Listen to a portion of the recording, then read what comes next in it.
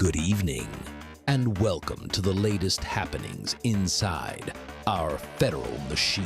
It's Thursday, ladies and gentlemen, February 26, 2026. It's Faith On with tonight's episode of The Swamp. Today, Hillary Clinton testified before the House Oversight Committee regarding her involvement with Jeffrey Epstein. Clinton and GOP committee members gave separate statements after the closed-door hearing. And Representative Anna Paulina Luna is calling on an investigation to determine how much money has been spent settling harassment claims against members of Congress. And Republicans in the Minnesota House have filed articles of impeachment against Governor Tim Walz and Minneapolis Mayor Jacob Frey over the widespread fraud that occurred on their watch. Today, Governor Tim Walz claims to be rolling out an anti-fraud package that strengthens oversight. And Secretary of State Marco Rubio gave a speech to the press today on the progress with Venezuela and Cuba and Iran. Americans are concerned with AI being weaponized against the American people for the purpose of mass surveillance, and the Department of War delivers a response to that. And First Lady Melania Trump has been tasked with taking up the gavel at the UN Security Council, the first time a First Lady has ever done so. Her speech is expected to focus primarily on peace through education. And a number of officials discussed affordability today, including Vice President J.D. Vance, Transportation Secretary Sean Duffy, White House Press Secretary Caroline Leavitt, and the Bureau of Labor Statistics. And there's a lot more that happened today, so we're going to get right in. And if you enjoyed the video, please give the video a quick like if you get a second, and ring the bell, subscribe to the channel if you enjoy the daily updates, and if you leave a comment below, I might just read it on tomorrow's episode. And every article you'll see in this episode will be linked directly below in the description. We're going to start right here with Shadow of Ezra. Hillary Clinton holds a press conference declaring herself a victim after being questioned about Pizzagate, UFOs, and child trafficking under her deposition. She says Pizzagate is one of the most bogus conspiracy theories ever created. Arrest Hillary Clinton immediately. I wonder if some of the Hillary Clinton emails, the 33,000 emails that mysteriously disappeared, what if that might have been called into question? Maybe that's where Pizzagate came from. So let's give this a watch. It then got, at the end, quite unusual because I started being asked about UFOs. Get a little hot under the collar. A series of questions about Pizzagate, one of the most vile, bogus conspiracy theories that was propagated on the internet. That was serving as the basis of a member's questions to me. So I can only say that the best exchange that I had came at the very end, when, contrary to every other deposition they have taken, no Republican member asked any questions about Jeffrey Epstein or Ghislaine Maxwell to anyone else they have deposed. Okay. So, yeah, UFOs, Pizzagate. Well, you know what? Spoiler alert. They expect to release the full transcript of Hillary Clinton's deposition and the full deposition video within the next 24 hours. So we'll get to hear about all this UFO and Pizzagate nonsense, whether if she was completely bullshitting or if they actually did question her on stuff like that. I guess we'll just have to wait and see. And we've got this one. This is her full statement. It's a bit longer. I figured I'd start with this one just because I'm sure it just highlights the, like the main point of what she was getting at. But I'll play this video regardless. Disclosed.tv. Hillary Clinton speaks after her Epstein deposition. So we'll give this a watch. Good evening. Well, I have just finished testifying. I answered every one of their questions as fully as I could, based on what I knew, and what I knew is what I said in my statement this morning. Liar. I know never she's met lying. Jeffrey Epstein, never had any connection or communication with him. I knew Ghislaine Maxwell casually as an acquaintance. But whatever they asked me, I did my very best to respond. It was disappointing that they refused to hold a public hearing, so I wouldn't have to be out here characterizing it for you. You could have seen it for yourself. We had asked for that. We think it would have been better for the committee and its efforts to gather whatever information they are seeking. We had a bit of a challenge in the beginning because we had agreed upon rules based on the fact it was going to be a closed hearing at their demand, and one of the members violated that rule, which was very upsetting because it suggested that they might violate other of our agreements. So we had to cease the hearing for a period of time until we could get assurances that no rules would be broken going forward, and we returned to answer questions repetitively, literally over and over again. I don't know how many times I had to say I did not know Jeffrey Epstein. I never went to his island. I never went to his homes. I never went to his offices. So it's on the record numerous times. It then got, at the end, quite unusual because I started being asked about UFOs and a series of questions about Pizzagate, one of the most vile, bogus conspiracy theories that was... I can only say that the best exchange that I had came at the very end, when, contrary to every other deposition they have taken, no Republican member asked any questions about Jeffrey Epstein or Ghislaine Maxwell to anyone else they have deposed. And in fact, the Republican members... Well, how do you know that? Were you in all the depositions? For the deposition of Les Wexner. And when I said that, I had to point out that the only questions that any Republican member asked of any of the people they deposed was of former Attorney General Bill Barr, when Chairman Comer asked him about... What does this have to do with you? The allegations, in his view, about Russia's involvement in my election in 2016. So, which has nothing to do with anything. Who gives a shit? Hearing, after I made she that can't let that point, go now, can she? I want to commend Chairman Comer for raising... Why don't you release the emails, Hillary Clinton? Release the 33,000 emails. Significant questions that I that probably has a lot of damning information with regard to Jeffrey nature Epstein. of the investigation. Maybe that's why she and really areas destroyed them. that With I bleach thought bit, should be acid wash. explored. So I appreciated that. I want to see the truth come out. So that was a reassuring Oh, so you want your husband way to be thrown in prison? Because that would be the very truth. long, repetitive... Or that would be the consequence of the truth coming out. So she knew Ghislaine Maxwell personally, casually, but Ghislaine Maxwell never talked to her about what they were doing. Her husband never talked to her about anything. The dozens of times Bill Clinton flew with Epstein, the collective months that they spent together doing what we already knew that they were really doing, nothing whatsoever was communicated to her at all. She just knew absolutely nothing. And so maybe she was invoking some spousal privilege or something.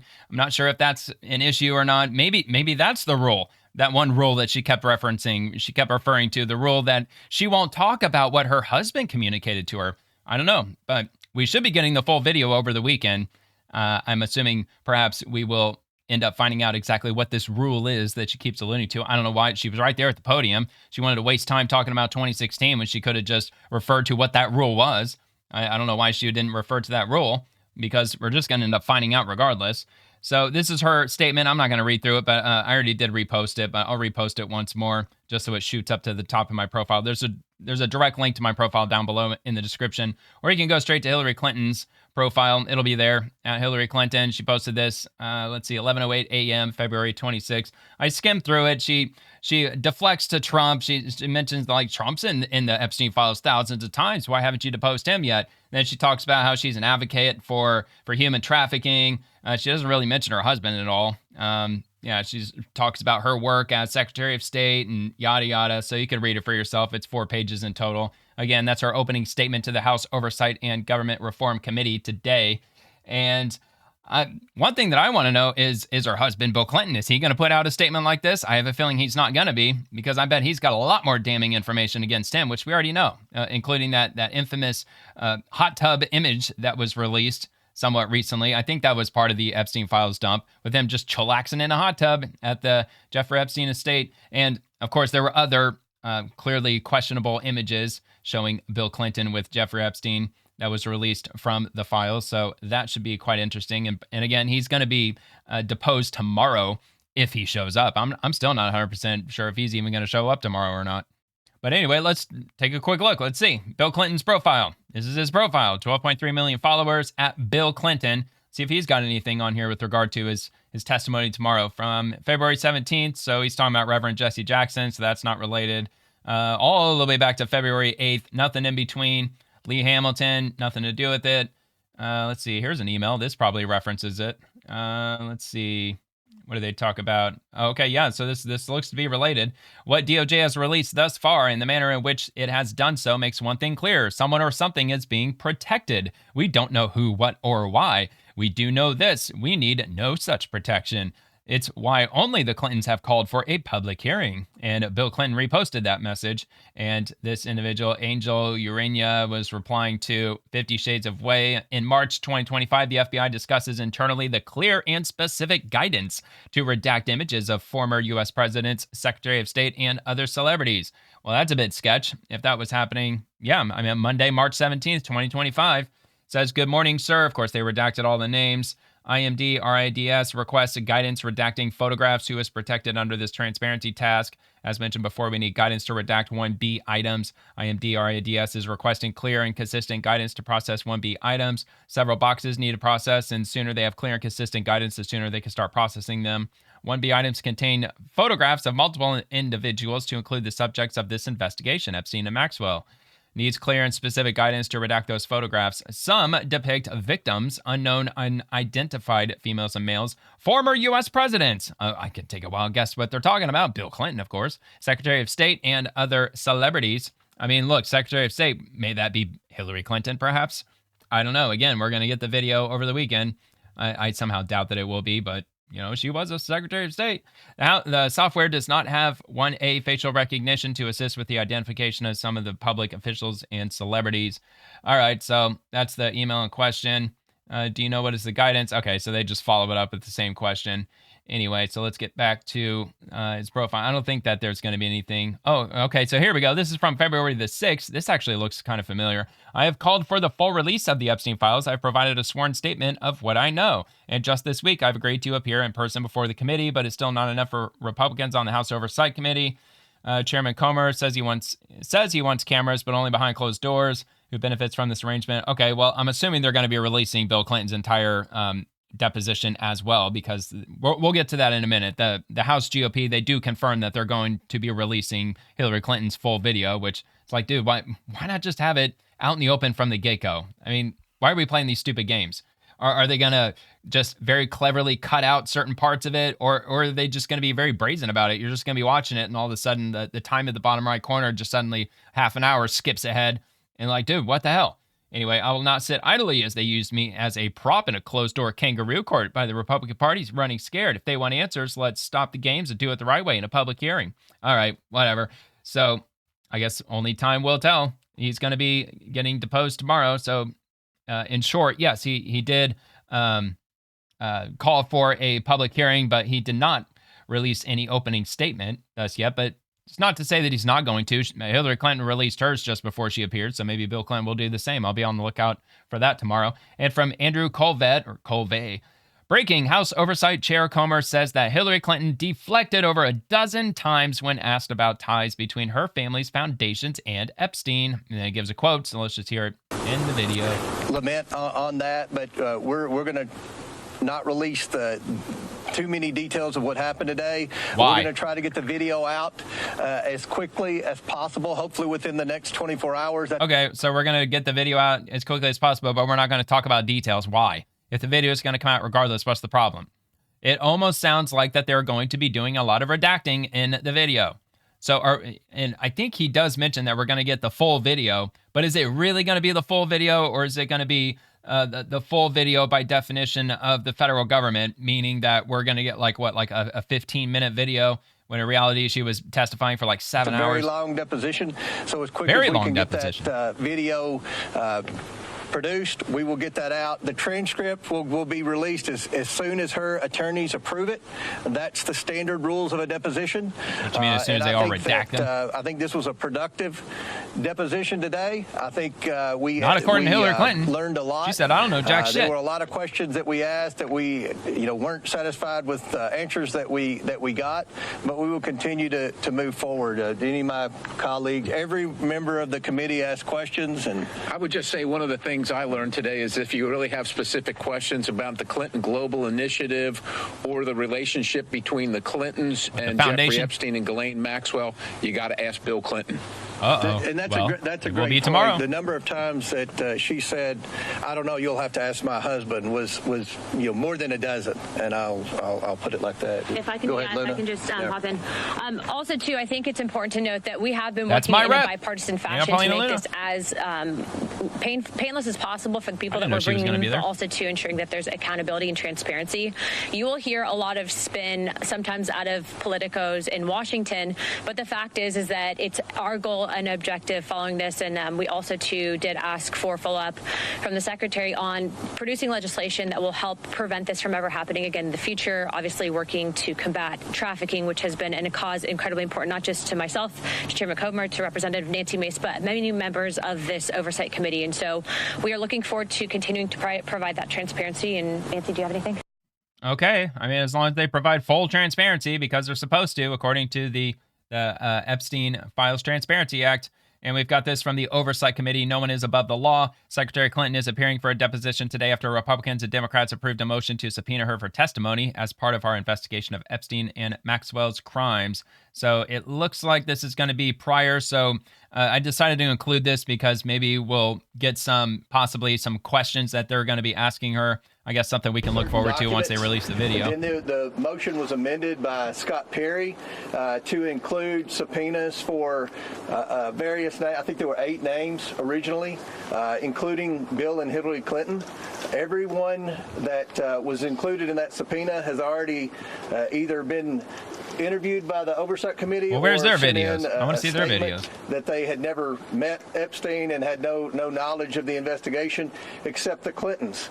We worked for 6 months to get the Clintons to come in, and then they kept stonewalling. Acted like they were going to come in, and then they didn't show up. And obviously, playing games. moved to hold I thought the you didn't play Clintons in games, Hillary contempt. Clinton. And I think one thing that surprised the Clintons, they assumed the Democrats She described this on the as committee political gamesmanship. would Why'd you keep in a stalling? partisan manner and not vote to hold the Clintons in contempt. And what they learned was a majority of the Democrats on the committee either voted to hold the Clintons in contempt or voted present. And I think that's a statement that this investigation is serious. It is a bipartisan investigation. The American people Which is have why a she lot showed of up. questions. To my knowledge, the Clintons haven't answered very many, if any, questions about their knowledge or involvement with Epstein and Maxwell. Again, no one's accusing at this moment the Clintons of any wrongdoing. They're going to have due process. But we have a lot of questions. And the purpose of the whole investigation is to try to understand many things about Epstein. How did he accumulate so much wealth?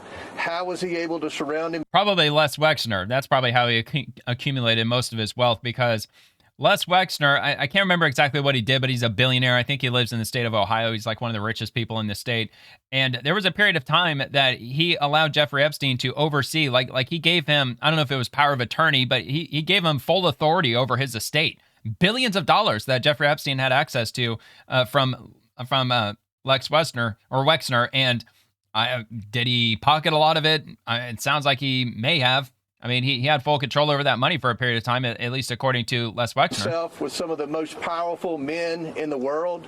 Was he an asset for our government or any other government? These are the questions that we're going to ask over the next 2 days, and hopefully we'll be able to get some answers. And as always, we're going. Look, that's a question that Hillary Clinton might have known the answer to since she was the Secretary of State for a period of time. I mean, wasn't she the Secretary of State during the entirety of the Obama administration? So, look, that was probably after, because wasn't he supposed to be like some CIA asset like back in the 90s or something? So that's definitely something that Bill Clinton would probably know. Is he going to answer accurately whether if he was or not? I don't know. You'd think that they would have gotten some answers from the CIA. You'd think the CIA would have been included in the Epstein Files Transparency Act, and we would already know the answer to that by now, but I guess not. We're going to release the transcripts. We're going to release the video as soon as everyone has approved it. The normal process in a deposition is the attorneys would have the opportunity to review the transcript and review the video to make sure that there are no errors.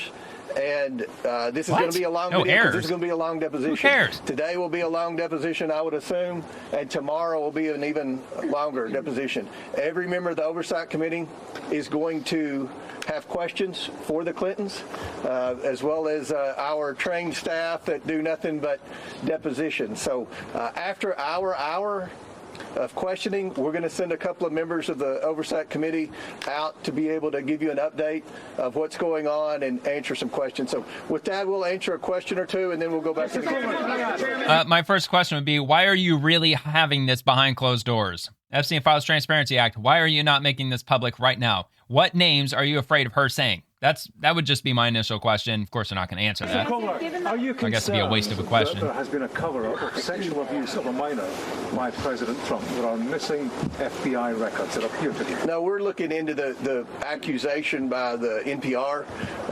We don't know the answer to that. We know what the administration says. We're still looking to get a definitive answer on that. But look, is that all they're going to be asking questions about? Trump this, Trump that? If you go by a lot of what the Democrats have said, trying to muddy up the water, Jasmine Crockett cover for Hillary. Accused Lee Zeldin of taking donations from Jeffrey Epstein. It was the wrong Jeffrey Epstein. We've had Ro Khanna sit on the floor and name names of people that he thought were involved in Epstein that weren't even involved. Yeah, well, we do know that Hakeem Jeffries, he solicited donations directly from Jeffrey Epstein, the real one. So, among other Democrats, probably a lot of other Democrats.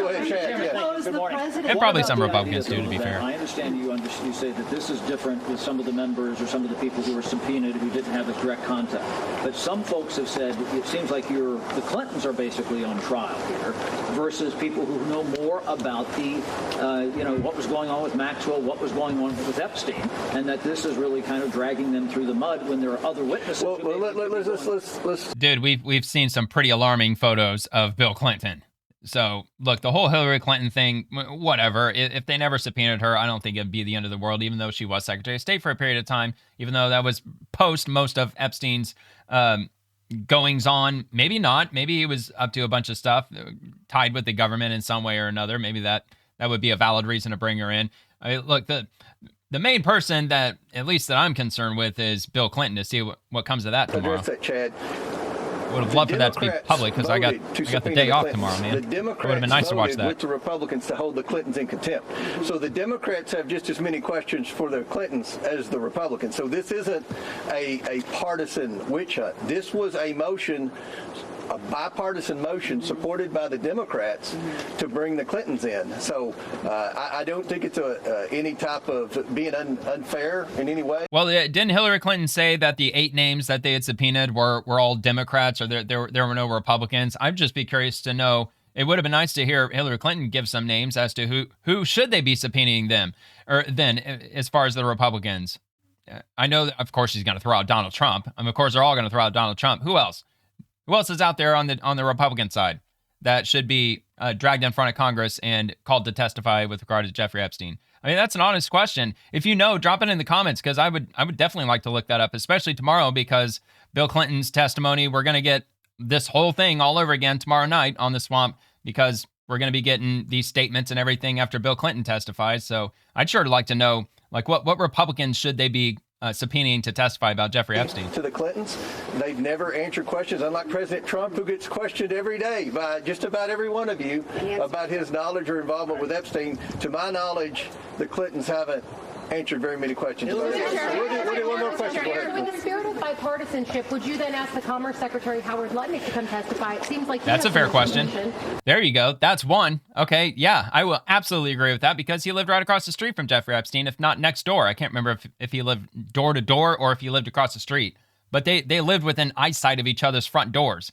And so, and according to Howard Lutnick, well, I never talked to him. I mean, come on, dude, you guys were next door neighbors, for crying out loud. And plus, there was some other scandal that happened with Howard Lutnick. Maybe they might, with the end of this question, maybe they might actually give some details on that. I can't remember exactly what it was, but yeah, there's something questionable about Howard Lutnick and Jeffrey Epstein. That's very possible, and I think it's a good possibility that his name will arise in some questioning today. It'll be on my list, and I have an email I printed off for Hillary to ask about Howard Lutnick today. Okay. So God's watching. I would certainly hope so. We're asking again, and I want to remind everyone: we've already brought in Alex Acosta and Bill Barr for deposition. That's 2 Republicans in the Trump administration. So This isn't just about Democrats. Yeah, I don't think Hillary Clinton mentioned Alex Acosta, but she did mention Bill Barr, and I'm pretty sure Hillary Clinton said Bill Barr was the only Republican that they brought in. Or maybe she was just talking about attorneys general specifically, but I'm pretty sure that was the only name she mentioned. This is about anyone that has any knowledge of Epstein, the investigation. I think we all agree the government failed.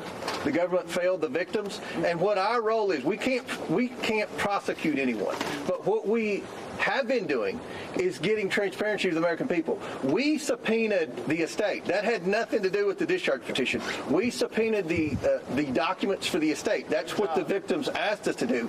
And what you're seeing is there is accountability finally happening. You've seen at least a dozen very powerful people, men and women, who have already resigned, many in disgrace from their board positions. So that's not good enough. But we have a lot of these people should be criminally charged. Accountability. We want to get the answers, and hopefully the next 2 days will be a step in the right direction. And you know nobody's going to.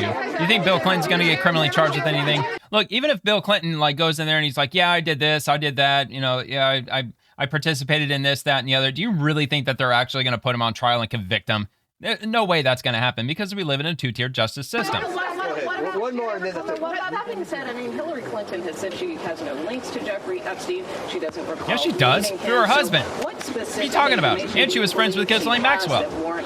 She admitted to that. You'll see. I mean, we're going to ask a lot of questions, but with respect to... There's no way she never met Jeffrey Epstein. Not possible. Nobody believes that. We've all seen the unredacted documents. Maxwell is the main co-conspirator. No one probably why she deleted all her emails. More women in bleach, spit, and acid wash. More women about what was going to happen with their involvement with Jeffrey Epstein than Ghislaine Maxwell.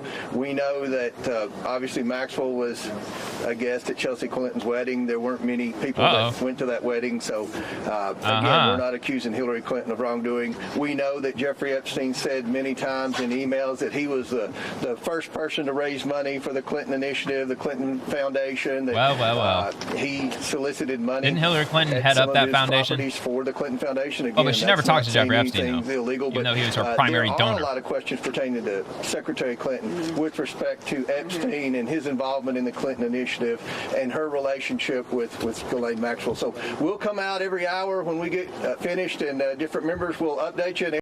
All right. Well, if the video does come out tomorrow, the full deposition, I'll definitely make mention of that, and I'll drop whatever links that they provide. I'll drop that in tomorrow's episode in the description.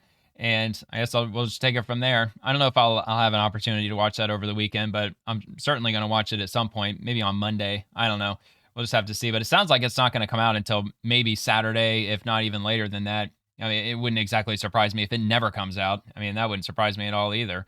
All right, so what do we got next?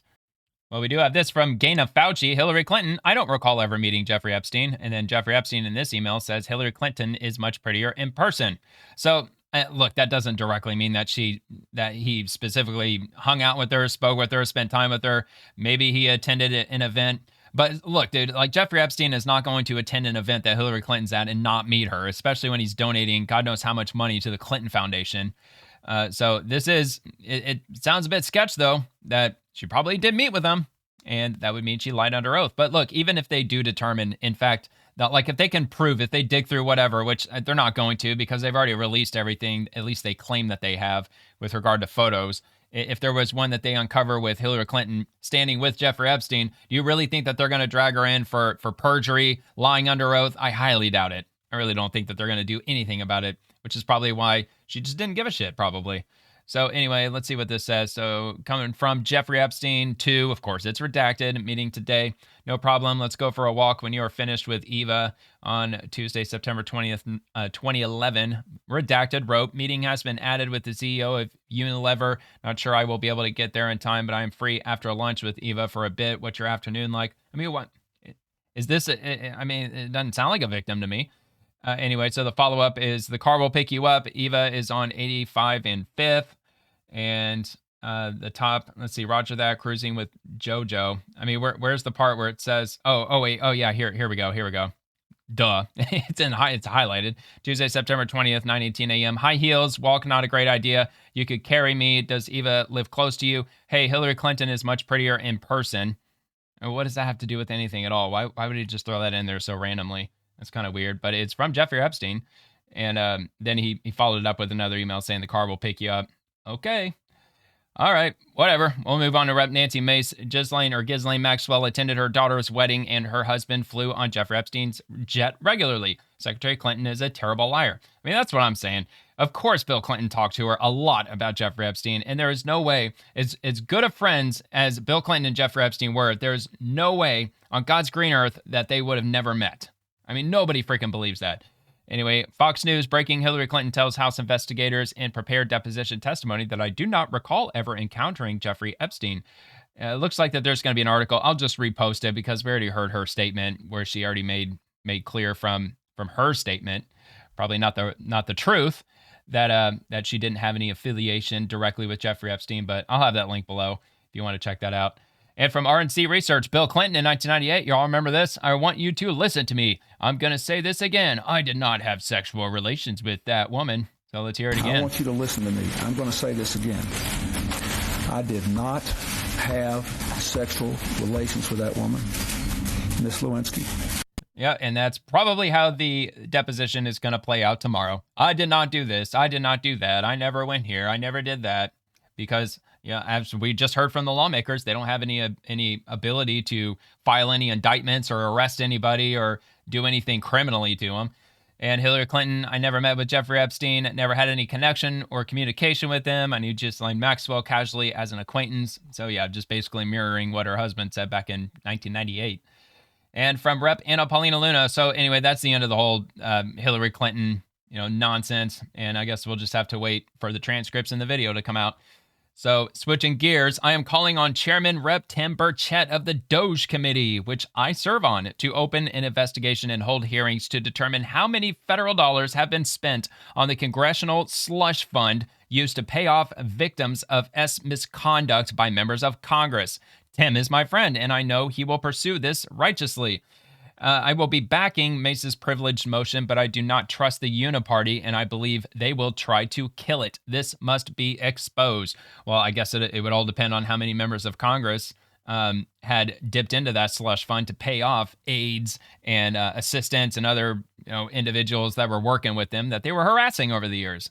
I'm sure that, especially for certain members of Congress that have been in there since probably the 1970s, 1980s, back when harassment was like very much more overlooked than it is today. I could only imagine, what they would be digging up with regard to this slush fund. So from Don Draven, this slush fund was administered by the Office of Compliance, Office of Congressional Workplace Rights. Now, who was in charge at the OCC and what connections did they have with certain members of Congress? Check their bank records too. All right. I don't know. So it looks like, at least from this individual, it says this is a distraction away from many important things that the statute of limitations is running out on, such as accountability for COVID. That's an excellent point.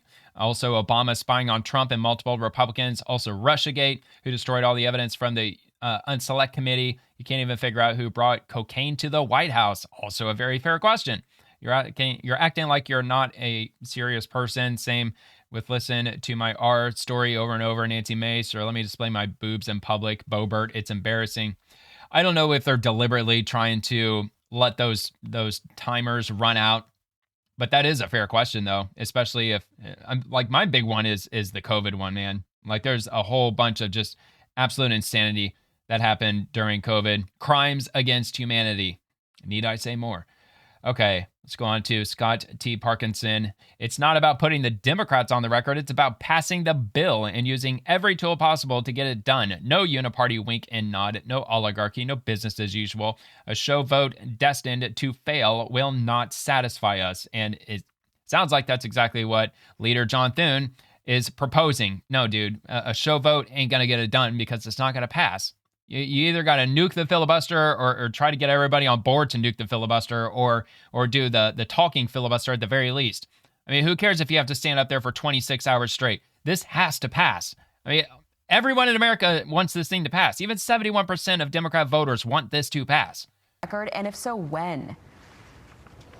Well, we will. Or at the very least, they want voter ID. Democrats on the record. And it's a stark contrast, Aisha.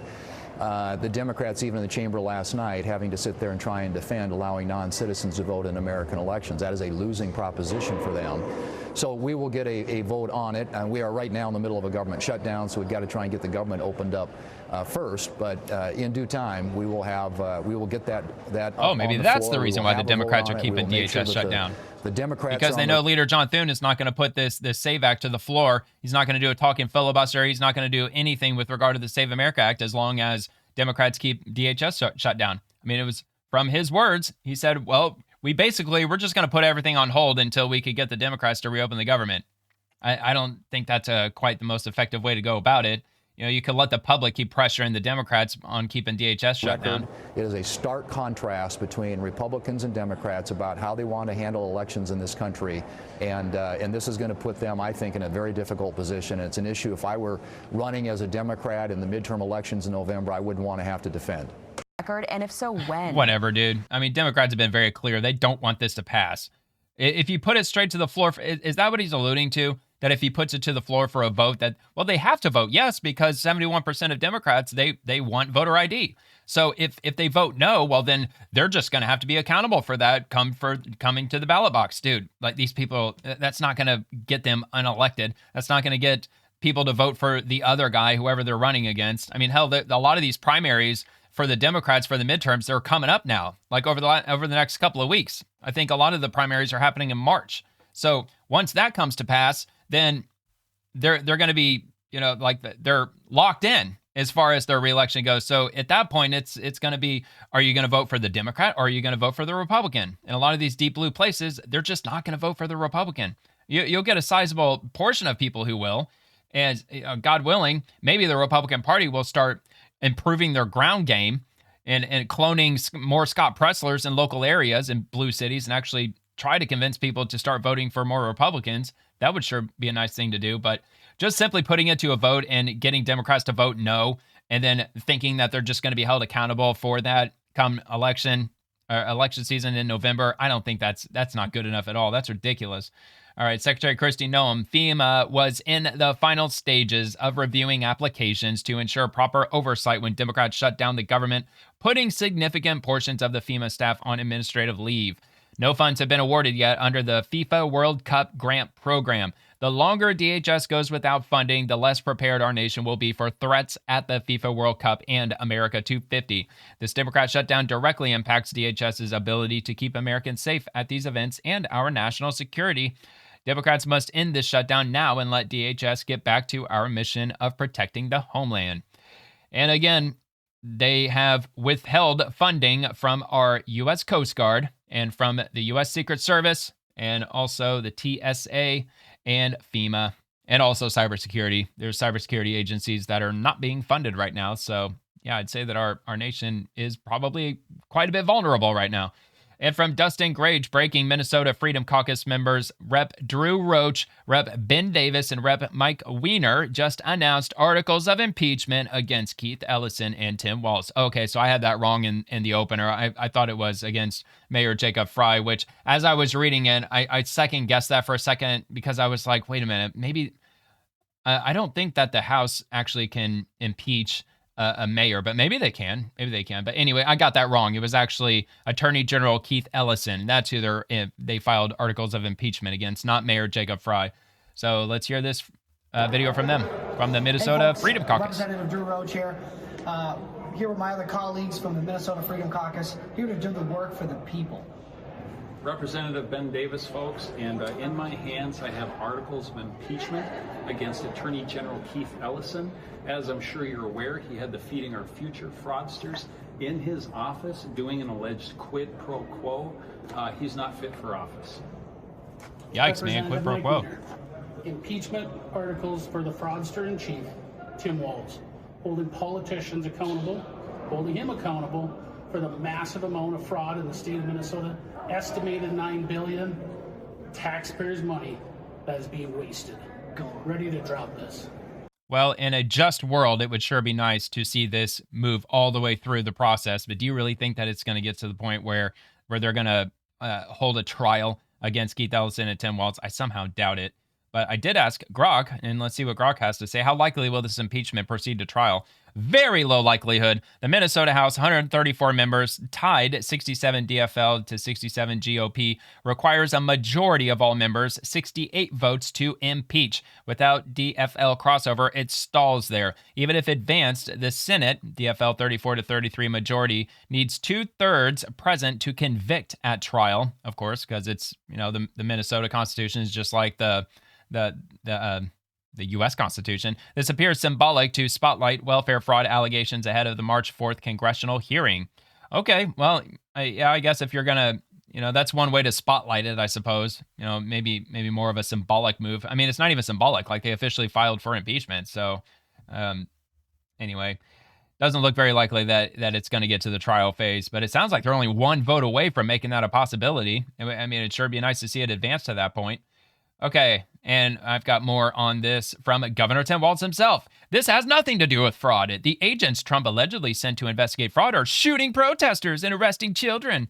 This DOJ is gutting the U.S. Attorney's Office and crippling their ability to prosecute fraud. And every week, Trump pardons another fraudster. I mean, dude, whoever's running his account has just dangerously low IQ, like extremely low IQ, because clearly the agents are not investigating fraud.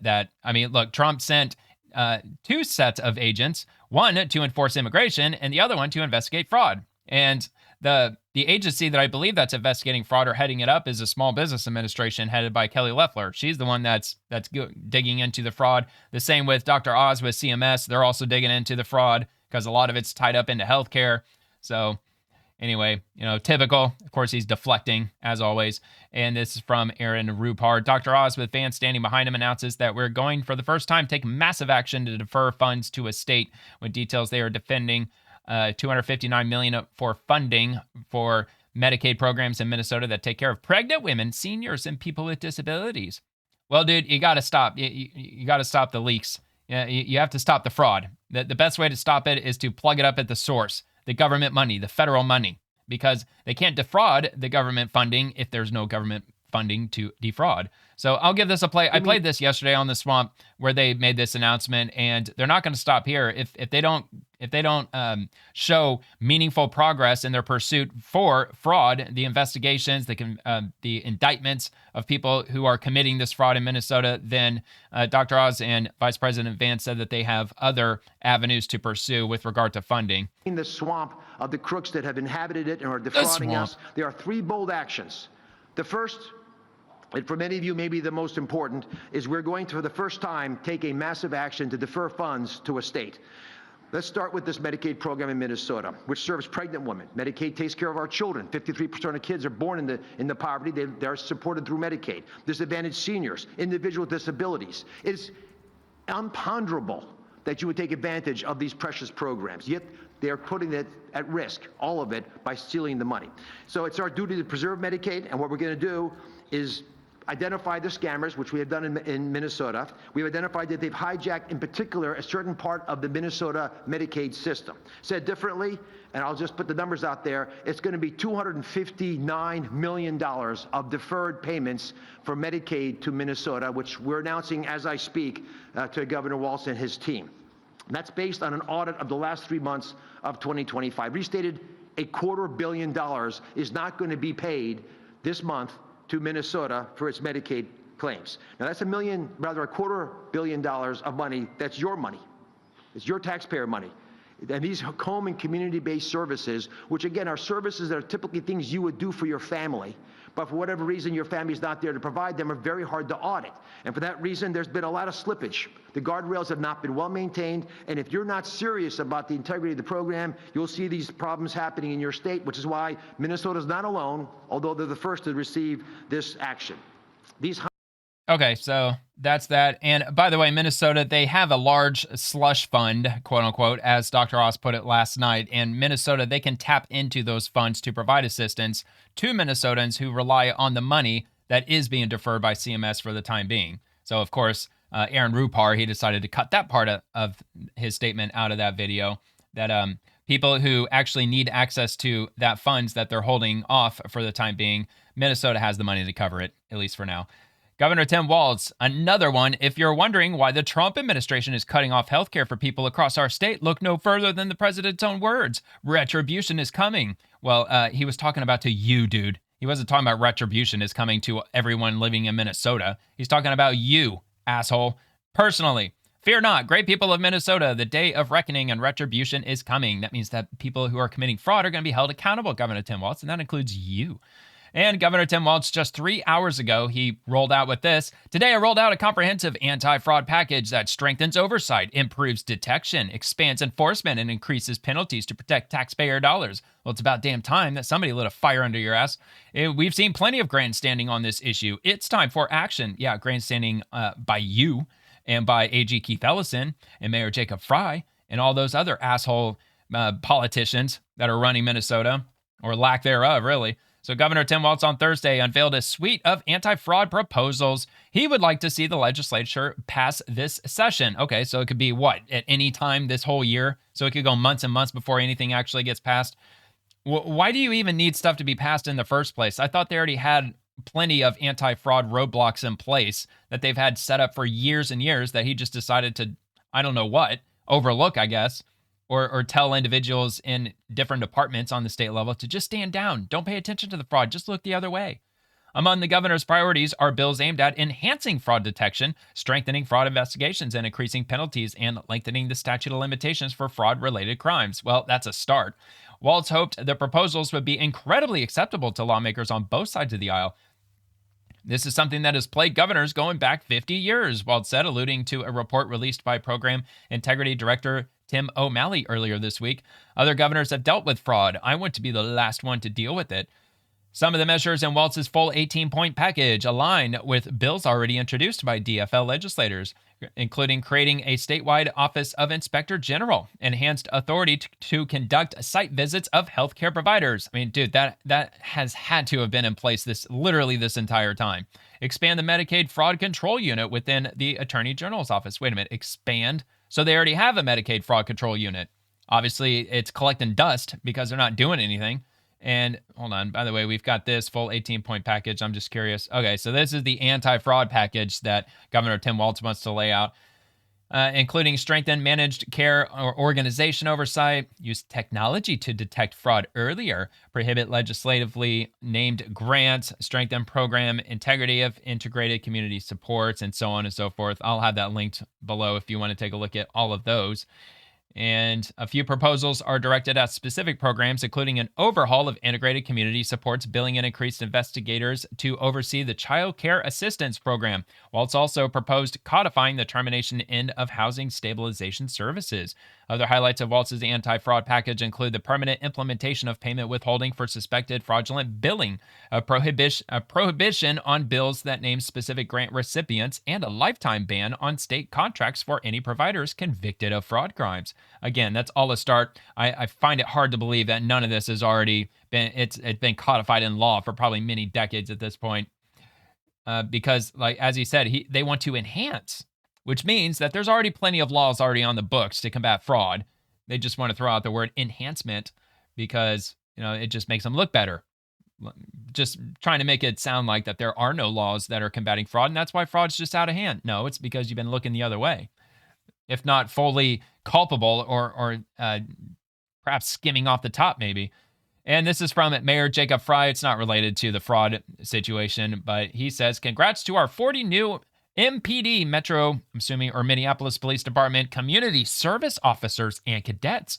Choosing to serve at this pivotal moment for our city takes real courage and commitment. We're stronger because of neighbors who step up for one another. Thank you for answering the call.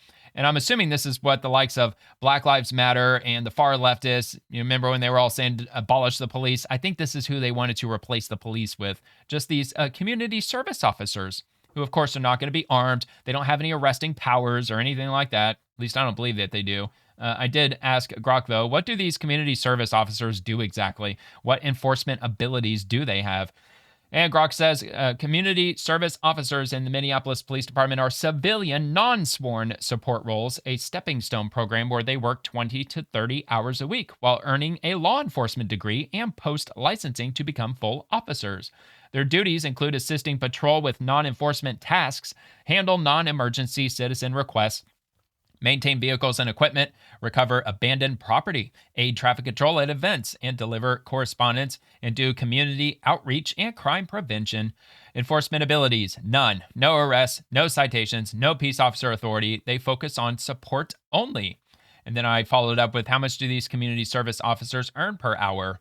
I did not find out the answer to this, but here it goes. The community service officers earn between $23.82 and $27.57 per hour.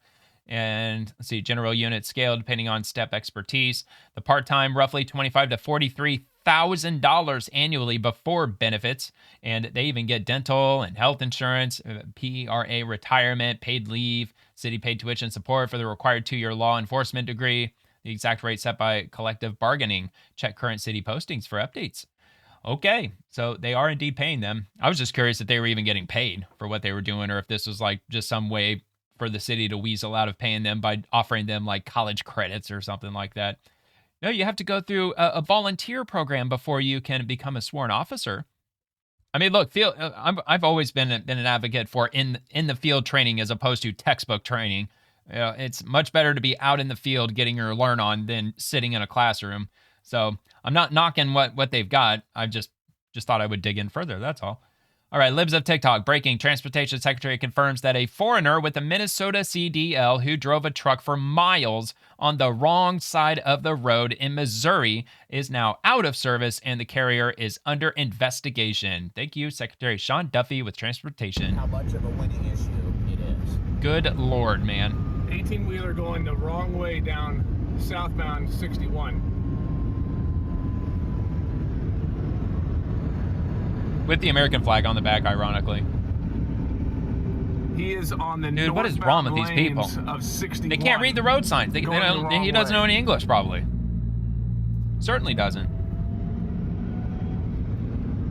Obviously, in his country, they drive on the left side of the road. 61. He's in the northbound lanes on Despite the fact that all this traffic is coming right at him. Doesn't understand what the white dotted line means. Doesn't notice that all the signs are facing backwards. I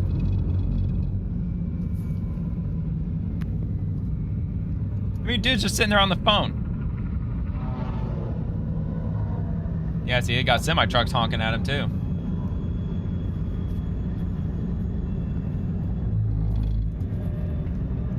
Dude, I'm sure some of these semi-truck drivers would kick some ass if they got their hands on him. Giving the industry a terrible name. Oh, is he finally stopping? Is he gonna make an illegal U-turn? Jeopardize more people's lives? Yeah, it does.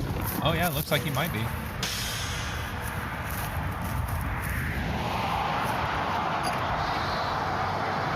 Wow, dude. He's just gonna pretend it never happened, isn't he? No, I didn't do anything wrong. Wow. Wow. I'm surprised he didn't zoom in on his license plate. I mean, regardless, they found him. They caught him. He's been taken out of service, and it's under, or at least the carrier is under investigation. I would certainly hope so, because obviously they're employing people who have no idea what the hell they're doing. And from Defiant L's, Chelsea Handler. You remember Chelsea Handler? I barely remember her, but I mean, her name sounds vaguely familiar. tells Americans to boycott American companies every week because they profit from ICE. Oh, good morning, everybody. What a beautiful day for democracy. Just a ton of Democratic wins last night. I am glowing like I'm pregnant. I wanted to add, yeah, you're way too old to be pregnant, lady. You missed that boat. That we also have to keep applying pressure to these companies that are making so much money off of ICE. There is a new organization called Big Beautiful Boycott.us, and every Saturday they're listing 10 new companies to boycott, and they're giving you background reasons, what they're affiliated with, who they give their money to, and who is profiting off of things like ICE, profiting off of ICE detention centers and all that stuff. But so like I'm feeling a lot. How do you profit off of ICE? What, like if an ICE officer goes to a McDonald's drive-thru, now McDonald's is profiting from ICE because one single officer made a drive-thru order and now they have to be boycotted? These people are effing insane, I'm feeling man. really, really supercharged and happy and powerful and hopeful. You're super fucked in the head. I feel hopeful again. So I hope you'll join me. And the boycotts are working. They're having impacts on shareholder values on companies like Spotify. I know Home Depot has recognized that people are boycotting. So let's keep amping Home Depot up the ain't hurting volume, that bad. guys. Okay? Let's do this together. We, the people, can do it. Nuts. Absolutely nuts, man. They have lost their ever-loving mind. You got nothing better to do, Chelsea Handler? You don't have like some like arts and crafts project or some like vacation to Tahiti or some shit to take? Anyway, Senator Alyssa Slotkin says, as ICE tried to move a facility into Romulus, local leaders were shut out every step of the way. ICE has lost the benefit of the doubt from the American people. This facility should not move forward, and Michiganders need answers. It's from the Detroit News, which I did mention, perhaps they repeatedly attempted dialogue and you just wouldn't stop screaming rabble at them. And that's probably what happened. They probably tried to hold, meetings or something, or maybe not. Maybe they have no obligation to do that. They find a property that they can purchase for the purpose of detention, and then they just simply purchase it and they convert it into a detention center. But guess what? You wouldn't need a detention center if you had no illegals that you were housing, protecting with your sanctuary city policy. If you got rid of all your illegal immigrants, just let ICE collect all of them, then there would be no need for this detention facility. So, of course, I get paywalled, but let me see if my workaround will work for this. I do so by opening up a private window. It works for some websites. I won't name them, but it works sometimes. I have a feeling this may not work, but it's local news, so maybe. Nah, it's not going to work. Whatever. At least I could read the first paragraph. Michigan's U.S. senators are urging Homeland Security Secretary Kristi Noem to reverse plans to retrofit a commercial building in Romulus to use as a detention facility for ICE, noting the warehouse is not zoned for or meant to house individuals. Quote, we are concerned about the safety of detainees and employees, especially at a time when ICE is struggling to provide adequate conditions at its existing facilities. Democratic Senators Gary Peters and Alyssa Slotkin wrote in a letter to Secretary Kristi Noem. I don't know. Well, maybe they can look for another location. I have a feeling whatever location that they would settle on, they would be much less pleased than they probably would be if they just allowed them to operate this facility. But I have no idea where this is. It just sounds like Romulus, Detroit, I'm guessing. Just a wild guess. Okay, moving to the next one. Homeland Security, American heroes. Last Friday, 2 of our ICE agents sprung into action to save the life of a 4-year-old boy who fell into a hotel pool and nearly drowned in Plymouth, Minnesota. The agents performed CPR for several minutes before the paramedics arrived. If our agents had not been there and stepped up, this would have been a tragic outcome. Because of their training, these 2 agents were able to save a life. Our agents are truly the best of the best. Every single day, they put their lives on the line to save American lives. President Trump and Secretary Noem will always stand with our law enforcement. If you see a law enforcement officer today, thank them for their service. And they've got this article from the Daily Wire. 2 heroic off-duty immigration and customs enforcement officers patrolling in Minnesota saved the life of a 4-year-old boy who drowned after falling into a hotel pool. And I do know that my workaround will work for Daily Wire. Of course, I had freaking closed it, but that's all right. All right, so let's move on. The young boy's panicked mother approached the off-duty officers last Friday as they were eating at a restaurant in the Minneapolis suburb of Plymouth, hoping they could help save their unresponsive son. The officers jumped to their rescue. The child had been underwater for over 5 minutes after jumping into the pool to find a toy, the local police department said. The agents performed CPR on the child for several minutes before paramedics arrived, and he eventually regained consciousness. The Daily Wire obtained a letter from the Plymouth Police Department It says that the federal officers responded without hesitation, immediately began CPR, and activated emergency medical services. The child was not breathing and showed no signs of life. In a situation like this, the first few minutes of emergency aid and quality CPR are critical. Without the quick response and professional actions, the outcome of this event would have likely been tragic. The department spoke with one of the officers who said they humbly tried to downplay their life-saving work. On behalf of the Plymouth Police Department, I want to extend our thanks and gratitude for the efforts. Of course, they didn't say to the ICE officers. They had to put that in brackets. And saving the life of a 4-year-old boy. Truly excellent work, the department said. The Department of Homeland Security is also praising the officers for their heroism and swift action to save the life of a sweet, innocent child. If our agents had not been there and stepped up, this would have been a tragic outcome, said Deputy Assistant Secretary Lauren Biz, said to the Daily Wire. So, very happy ending to that horrible event. Definitely parents that got to be keeping a closer eye on their children, especially when there's a pool that a small child can have access to. You can't turn your back on a child for 10 seconds, especially if there's a pool in the vicinity. I thought every parent knew that. Okay, Caroline Leavitt, the White House press secretary. ICE agents arrest child predators and R-worders as Democrats refuse to stand for Americans over illegals. This is going to be on Breitbart. So obviously it's paywalled, but I'll link it below just in case you just happen to be subscribed to them. But I found an article that's pretty close to it. We're not the same. DHS slams Democrats for bringing illegal aliens to the State of the Union. So they've got a post, and then they've got these images, which I noticed are the same ones. They're the same guys. So it looks like we're going to get basically the same thing that they were including in that Breitbart article. Democrats' illegal alien State of the Union stunt earned a receipt-fueled rebuke from the Department of Homeland Security as it declared, "We are not the same."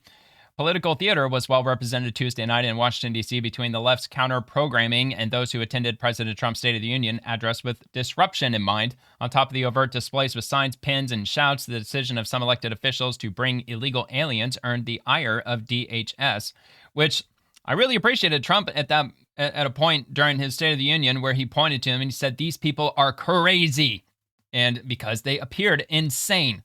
I mean, one of them had what appeared to be graffiti on their freaking white jacket. They had scribbled words on their jacket. These people are absolutely nuts. Wearing F-ICE buttons and release the files, even though the files have already been released. Don't know what the hell they're talking about with that. Free Palestine. Well, they're in the process of doing just that. President Trump is heading up that effort, which of course they're not going to give him credit for that. They're just going to keep screaming Free Palestine, probably even long after Palestine will be fully liberated. I mean, Donald Trump's already secured $7 billion so far in rebuilding Palestine, but not so much as a freaking thank you. All right, so anyway, sharing a thread that included some of the most recent arrests, which included pedos, R-worders, and violent criminals from our communities. Homeland Security posted on X, "We're not the same." While Republicans are bringing victims of crimes committed by illegal criminal aliens to the State of the Union, some Democrats in Congress are planning to bring the illegal aliens. Of course they are. So I'll finish this up with just reading directly from their statements because that's what they're including in the article. Democrats are once again, all right, fine. I guess we'll go back over here and just wait for that to load. All right, so Democrats are once again prioritizing illegal aliens above the safety of American citizens. Here are some of the illegal aliens congressional Democrats are planning to bring. Today, some Democrats in Congress are planning to bring illegal aliens as guests to the State of the Union. Once again, they are putting illegal aliens above the safety of American citizens.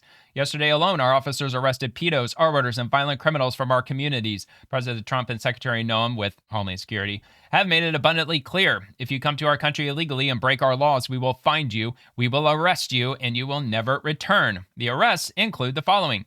Isidro Arsenio Alvarado, who's a criminal illegal from El Salvador convicted for naturalization fraud in the Eastern District of North Carolina.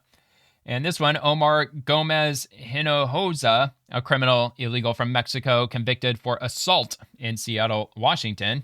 And Augustin Hernandez Almaraz, a criminal illegal from Mexico convicted for criminal assault in Winnebago County, Illinois. I mean, these are the people that Democrats are bringing. Parsaram Chitana, a criminal illegal from Guyana, convicted for R in, I can't even pronounce in a freaking American city's name, Schenectady, New York. Never been to New York, never want to go to New York. Anyway, my bad for mispronouncing it if you happen to live there. Jorge Luis Gomez Gallardo, A criminal illegal alien from Cuba convicted for carnal knowledge of a child 13 to 14 years old in Harrisonburg, Virginia. And it looks like that's what they included. I believe those were the same names that they had on this article here. So, okay, let's move on to Secretary Kristi Noem. The Biden administration's open border policies lost over 450,000 children. Many of these unaccompanied minors were even taken to corrupt sponsors paid by the Biden administration. In 1 year, under the leadership of President Trump, we have found 150,000 of these missing children. But still, man, that still leaves 300,000 that are still out there. God knows where and what could be happening to them. As soon as President Trump secured our border, the number of child trafficking fell dramatically because criminals knew they could no longer get away with exploiting our open border. We will not stop until we eliminate the scourge of child trafficking. And this is Patrick Bet-David. If you're familiar with him, he runs Valuetainment. He's also he founded some like major insurance company or what have you. I just know that he's like a gazillionaire at this point. And he's originally from Iran, but he's been here, I think, his whole adult life. He's got a great podcast. He's had a lot of big names on his podcast. So to have let's give this a watch. 460,000 kids missing every single year, how are these kids, being taken? What are some different stories you're hearing about? Whoever these child traffickers are, what are some ways that they're doing it in America that you're finding? Well, one of the tools they used was that open border for years. We saw over 400,000 children be lost under the last administration. They came in, moved by human traffickers. Some of them were even put into government programs under the Office of Refugees, under HHS, and we paid people, sponsors they called them, to take these children in, and then those sponsors were so corrupt that they were trafficking these children. So that was happening under the Biden administration, that the federal government was paying people who went out and then trafficked these children who came across the border. Democrats are now and child were separated traffickers from their families. So we have since found over 150,000 of those children and relocated many of them and put them back with their families and reunited them, but we've got a lot more to find, and they're continuing to use them. We've seen those numbers drop dramatically of new children that are being trafficked because of that secure border and not allowing people to use those children to come across and facilitate. If you remember, the policies was that if they had a child underage, that whole group of individuals got to come in and not be detained at all. And so saw many times the Border Patrol talking about the fact that they saw the same child being used by those mules, moving different groups of people crossing the border multiple times, knowing that if they had a child in the group and declared that they were a part of the family or someone who's responsible for them, that they could be immediately released into the interior of the country. That's why as soon as President Trump came into office and I became Homeland Security Secretary, we started using DNA testing again at the border so that we would know if that individual that came to the border, if they said that child was theirs, we DNA tested them to make sure. But people quit coming to that border and quit trafficking those children because they knew no matter what, they were not going to be allowed to enter if they weren't coming legally. Yeah, I mean, to give you guys credit, 55-year low. The last time we saw numbers like this was 1970. Within 12 months, there was an 84% drop-off. And it's amazing because when Vice President Kamala Harris was saying how difficult it was and how challenging of a job it is, it took you only a few months to get it done. Yeah, and they could have done this the entire time and they didn't want to do it. Yeah, she only wanted to deliver 2 freaking words for her entirety of the borders are "don't come," and that's it. That's literally all she did.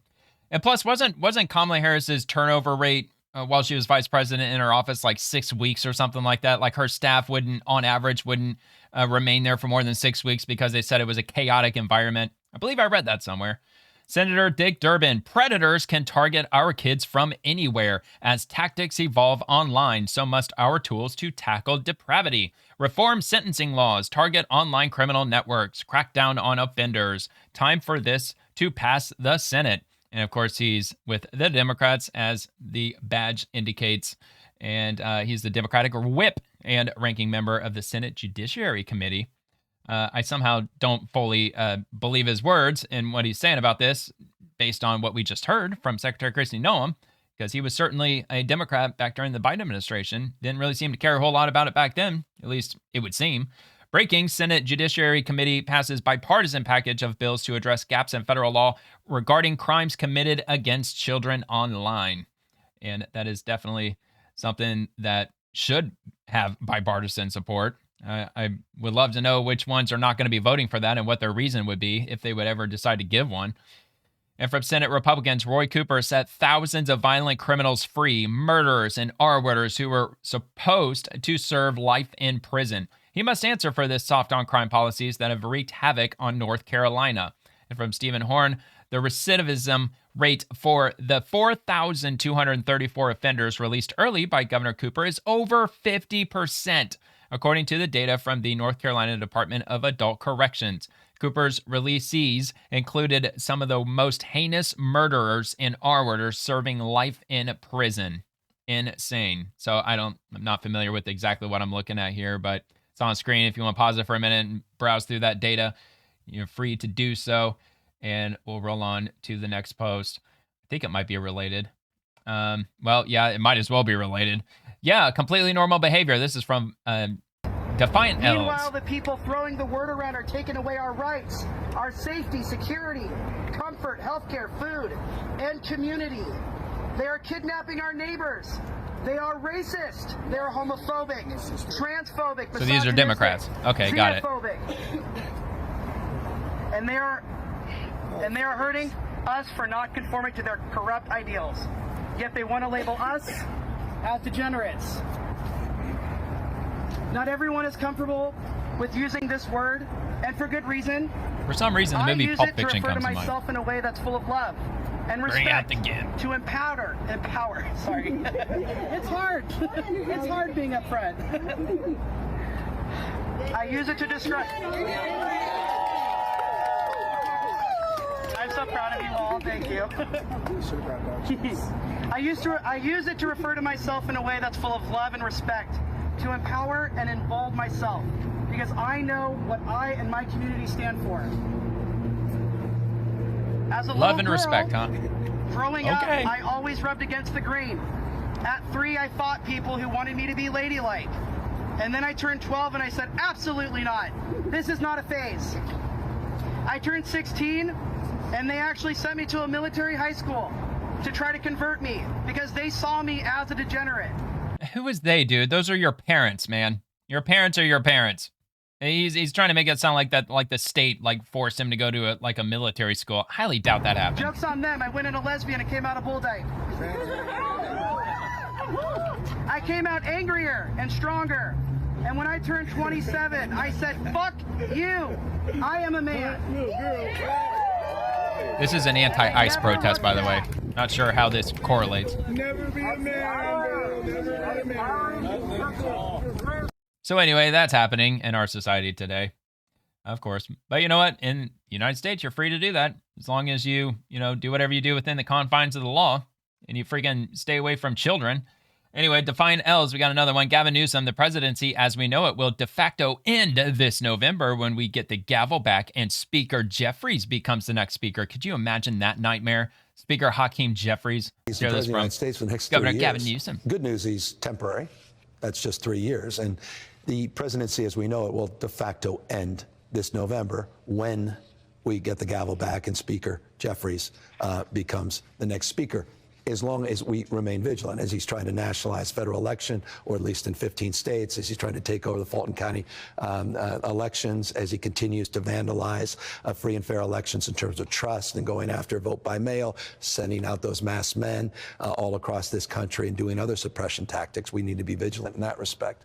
But look, he's a reality, and we can't turn our back to that reality. Trump derangement syndrome. And yeah, of course, he's talking about the Democrat states, of course, because none of those states require voter ID because those are the only states. I don't think there's a single red state where you don't have to have voter ID to go out and vote. And it's a ridiculous argument. The only argument that they have is, well, some women's married name might not be on their birth certificates, which I don't think that matters in any way, shape, or form. In fact, I think that would further solidify your identity if your maiden name is still on your birth certificate, if anything. So anyway, this is from Hakeem Jeffries. And there's some others that speak, but I'm just going to skip to Hakeem Jeffries so you can get an idea as to who we would be dealing with if Hakeem Jeffries becomes the Speaker of the House. So I'm assuming that he gives a statement here. I actually didn't go through this already, but if he didn't, then I'll jump over to his profile. But I mean, he's standing up here. Yeah, there he is. Okay.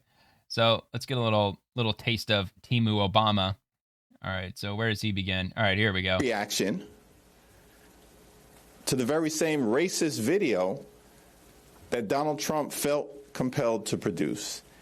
And I think, don't take a shot every time he says Trump. As we you'll had end up dying. Everyone to do, if you're going to go, we will express ourselves in a manner consistent with being in the House chamber, and that was done. And if you're not going to go, that's also a statement of defiance as it relates to the lies that Donald Trump was clearly peddling to the American people. And so we're on the backside of the State of the Union address. It did nothing to help out Donald Trump's case to the American people. He's falling apart. You're legally intoxicated at this point. His poll numbers are an extinction level event. It's over for these extremists. They've lost 14 months consecutively of meaningful elections. Literally every single election that has been held since Donald Trump's first month in office in January of 2025 has been won by Democrats. Yeah, because the vast majority of those elections that happened over 2025 were in very deep blue cities. Yeah, obviously Democrats won those districts.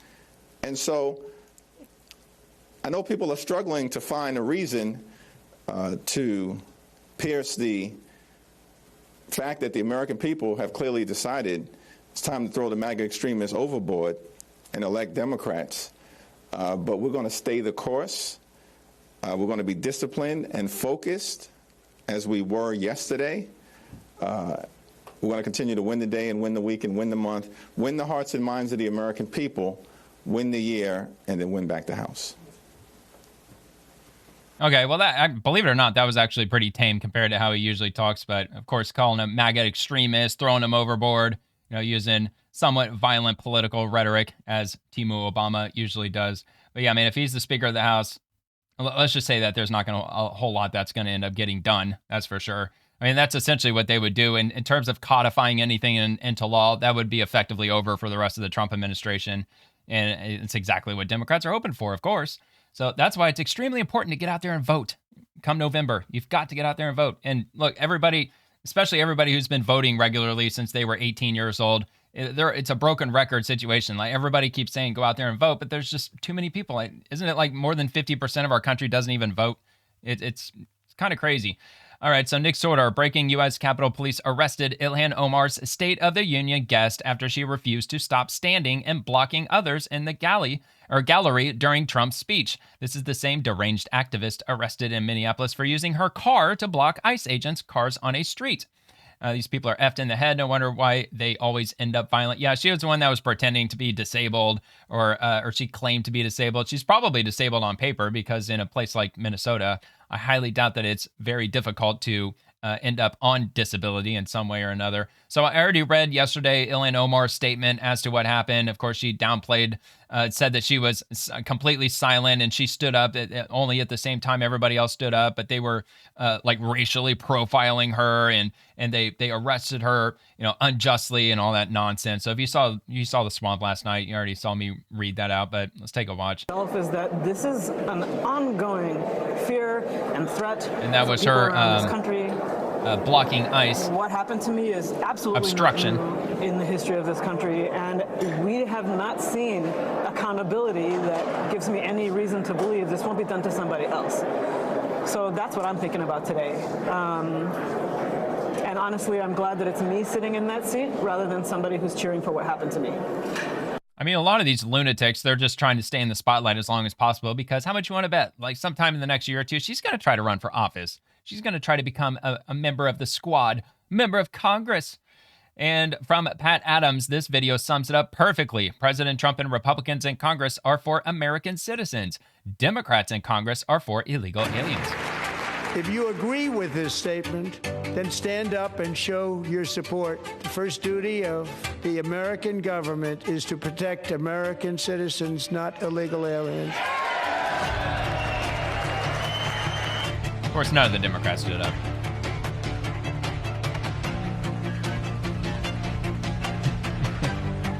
These people are crazy. Yes, they are. They are crazy. And that is a campaign commercial that should be played repeatedly, especially Trump saying that those people are crazy. And the point that he said that they were crazy was when he introduced that young woman who was taken from her family because the school was trying to transition her into a boy, and she ended up running away from home, and then they caught her in another state from where she originally lived, and then they threw her into a boys' home, even though she's biologically a female, a woman. And so Trump was recognizing her because she stood up and she attended the State of the Union.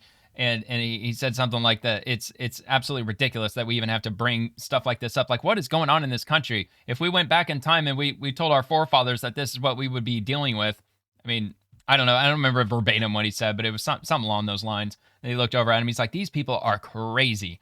And as soon as he pointed at him and said that they're crazy, the first Democrat that they pointed to was that transgender. I don't remember. I can't remember his name. But there's a transgender in Congress, and C-SPAN just zoomed right in on him. It was crazy. It was quite a night, man. There were some fireworks for sure. All right, Robert C. Cali, and he says, breaking Trafalgar Group, the Trafalgar Group, February 2026, President Trump's approval poll from February 24th to February 25th. The survey conducted completely after the State of the Union. 50.8% approve, 47.6% disapprove, so it's pretty split, and 1.6% had no opinion. So 47.1% strongly approved, 3.7% said, yeah, I approve, and then 8.5% disapproved, and 39.1% strongly disapprove. So I'm not familiar with this Trafalgar Group, not sure where they're located, who they're polling exactly, but they do have the full report that you can have a look at. And they've got the report here that's linked. So, yeah, look at that. It's got it all lined up like a slideshow. So they've got the Trump approval, the party participation, age participation, 50 to 64, 65 plus was the majority. Of course, like they have it broken up by demographic, male and female, and so on. So, I mean, that's nice. At least they publish these statistics in detail. 1,084 respondents, likely general election voters. The response rate was 7.2%. The margin of error was 2.9%. Confidence, 95%. The response distribution was 50%. And yeah, there you go. So, I mean, look, it got more approval than disapproval. That's certainly a good thing. You know, definitely don't want to downplay that. From Rapid Response 47, CNN, 64% of speech watchers say President Trump's policies will move the country in the right direction. I showed this image yesterday. However, I didn't catch the CNN segment, so I figured I'd just play it now. Among speech watchers tonight, 64% say his policies will move the U.S. in the right direction. And look at the growth President Trump made over the speech. So pre-speech, it was 54% of speech watchers said his policies will move the U.S. in the right direction. After the speech, that number goes up 10 percentage points. So Donald Trump made some progress with people watching the speech from their pre-speech expectations to what they saw in the speech itself. And that 64% number, that's pretty much in range across all of his State of the Union addresses. In his first term, last year, the joint session, that's about what we've seen is roughly 2/3 have walked away from his speeches thinking he's going to move it in the right direction. So a lot of red meat for the base. Yeah, there's no doubt about that.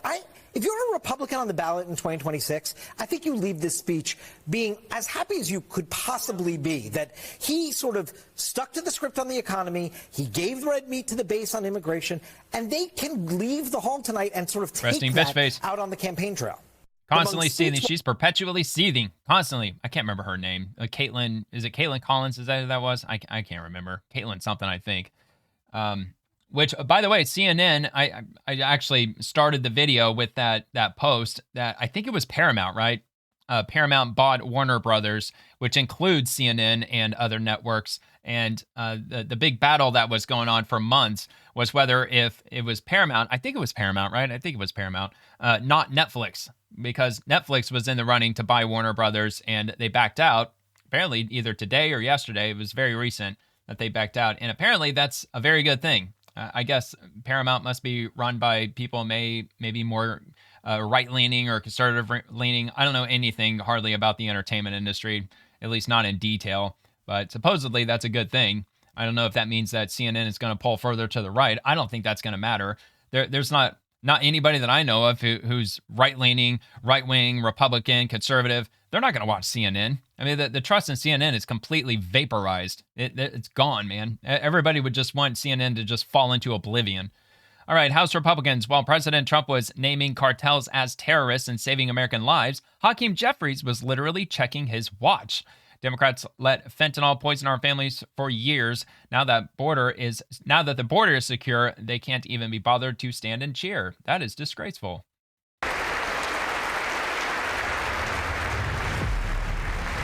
Obama checking his watch. American security and dominance in the Western Hemisphere, acting to secure our national interests and defend our country from violence, drugs, terrorism, and foreign interference for years. Large swaths of Mexico just over the weekend, including large parts of Mexico, have been controlled by murderous drug cartels. That's why I designated these cartels as foreign terrorist organizations, and I declared illicit fentanyl as a weapon of mass destruction.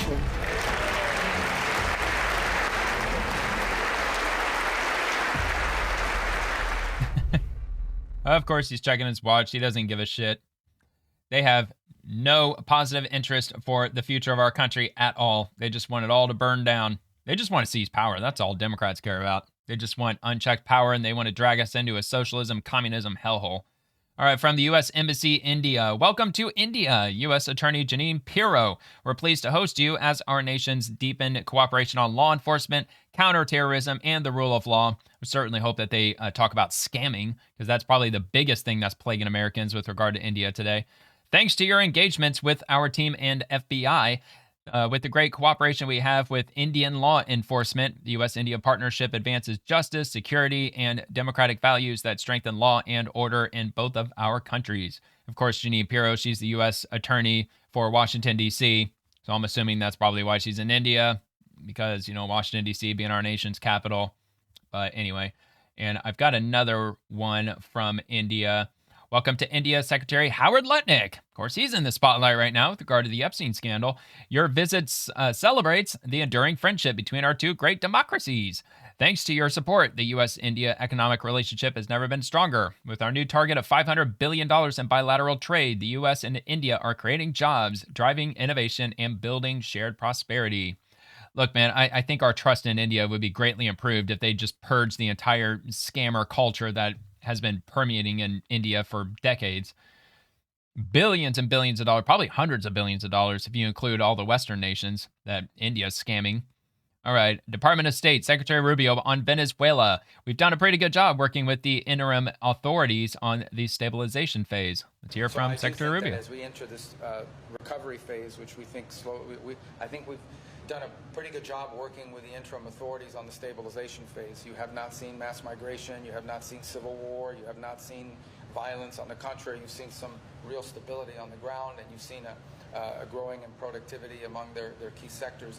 I think now you enter into this, we're increasingly entering into this phase of recovery, and part of that is a national reconciliation. So there have been very positive steps taken. All right, well, it's a little bit quiet, but I got the sound all the way up. But we got another one, Secretary Rubio on Cuba. I have every reason to want our own information. We don't make decisions in the United States on the basis of what the Cuban authorities are saying. I have every reason to want our own information. Well, that's much louder. We don't generally make decisions in the United States on the basis of what the Cuban authorities are saying. I have every reason. Okay. Well, I guess I didn't have to read that. Secretary Rubio on Iran. Let me just play it. And the president was very clear last night that he always prefers diplomacy. But I want you to understand, and everyone should know, that Iran poses a very great threat to the United States and has for a very long time. They are in possession. Yeah, remember when Obama gave him like $3 billion in hard currency on pallets? They were told not to try to restart it, and here they are. You can see them always trying to rebuild elements of it. They're not enriching right now, but they're trying to get to the point where they ultimately can. The other thing I would point you to, however, is that Iran possesses a very large number of ballistic missiles, particularly short-range ballistic missiles that threaten the United States and our bases in the region, our partners in the region, and all of our bases in the UAE, in Qatar, in Bahrain. And they also possess naval assets that threaten shipping and try to threaten the U.S. Navy. So I want everybody to understand that, and beyond just the nuclear program, they possess these conventional weapons that are solely designed to attack America and attack Americans if they so choose to do so. These things have to be addressed.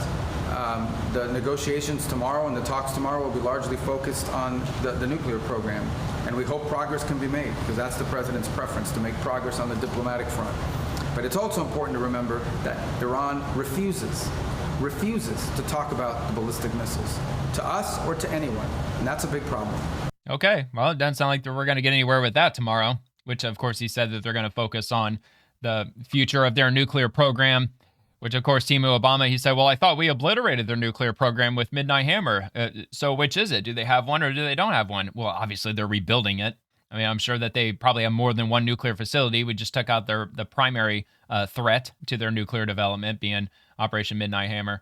Okay, Treasury Secretary Scott Bessent, Bayer, has funneled over $100 million through the U.S. financial system on behalf of illicit actors tied to Iran and Russia. Banks should be on notice that the U.S. Treasury will aggressively protect the integrity of the U.S. financial system using the full force of our authorities. And from the Treasury Department, today, that's Financial Crimes Enforcement News, proposed a rule that, if finalized, would sever Swiss bank Bayer Merchant Bank AG access to the U.S. financial system as a result of its financial support to illicit actors linked to Russia and Iran. Now, I won't bore you with the entire article or anything, but I will post that, or not post it, but I'll have it linked below. If you want to take a look at their press release with regard to that. It's like they're going to be possibly sanctioning some banks that are tied to Russia and, what was the other one, Iran? Yeah, Russia and Iran. Okay. That's one of the things that the Treasury has the power to do, go after them financially. The FBI Tampa. The FBI joins the country in remembering and honoring the victims of the bombing of the World Trade Center way back on February 26 of 1993. On this day, learn about the FBI investigation and our efforts to seek justice in their honor at fbi.gov/history/World Trade Center bombing 1993. And it was on this day, about 17 minutes past noon, a thunderous explosion rocked lower Manhattan. The epicenter was the parking garage beneath the World Trade Center, where a massive eruption carved out a nearly 100-foot crater, several stories deep and several more high. Good grief, man. I didn't realize it was that big of a bomb. 6 people were killed almost instantly. Smoke and flames began filling the wound and streaming upward into the building. Those who weren't trapped were soon pouring out of the building, many panic-stricken and covered in soot. More than 1,000 people were hurt in some way, some badly with crushed limbs. Middle Eastern terrorism had arrived on American soil with a bang. As a small band of terrorists scurried away from the scene unnoticed, the FBI and its partners on New York Joint Terrorism Task Force began staffing up a command center and preparing to send in a team to investigate. Their instincts told them it was terrorism. They had been tracking Islamic fundamentalists in the city for months, and they later learned were tantalizingly close to encountering the planners of this attack. But hunches weren't enough, and what's needed was definitive proof. So it goes on from there, and they just go over the details and their investigation. Those are all the assholes involved in the World Trade Center bombing back then. And, of course, they eventually finished what they started. Because it was Al-Qaeda, right? Yeah, so, yeah, here we go. We later learned from Youssef that his Trade Center plot was far more sinister. He wanted the bomb to topple one tower with the collapsing debris knocking down the second. The attack turned out to be something of a deadly dress rehearsal for 9/11. With the help of Youssef's uncle, Khalid Sheikh Mohammed, Al-Qaeda would later return to realize Youssef's nightmarish vision. Not going into all those conspiracy theories. I have seen that documentary Loose Change forever ago. It was like probably 15 plus years ago that I saw that. The whole like Tower 7 and all that. But anyway, so we'll move on to U.S. Attorney Pirro, which we just talked about her. She's over in India right now. As an Air Force officer, Brown took an oath to defend our nation against all enemies, foreign and domestic. He allegedly broke that oath and betrayed the country, jeopardizing the safety of our service members and allies. We'll hold Brown and anyone conspiring against our nation accountable for their actions. So what's she talking about? Yesterday, Gerald Eddie Brown Jr., age 65, a former U.S. Air Force officer and pilot, was arrested in Jeffersonville, Indiana, and charged by criminal complaint for providing and conspiring to provide unauthorized defense services to Chinese military pilots in violation of the Arms Export Control Act. According to the complaint, since August of 2023, Brown willfully conspired with foreign nationals to provide combat aircraft training to pilots in the Chinese Air Force, known as the People's Liberation Army Air Force, PLAAF. This training was a defense service under the International Traffic in Arms Regulations, and Brown lacked the required license from the State Department's Directorate of Defense Trade Controls to provide that training to foreign persons or foreign military units.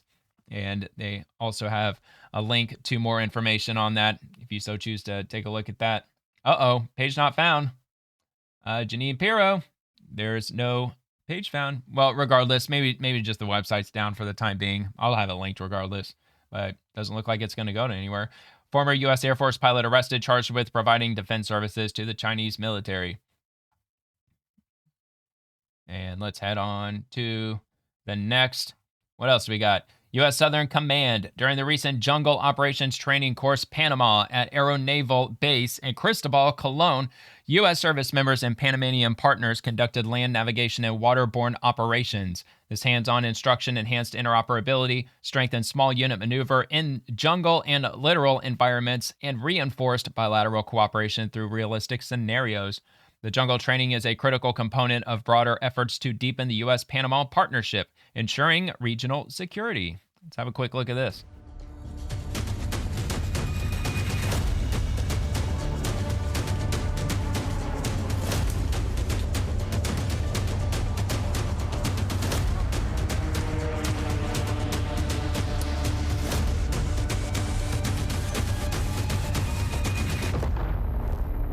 All right, just a little sneak peek, I guess.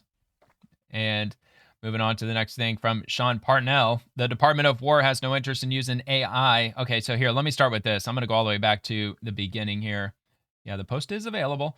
So this is the original post that they end up commenting on. As an American citizen, the last thing I want is government using AI for mass surveillance of Americans.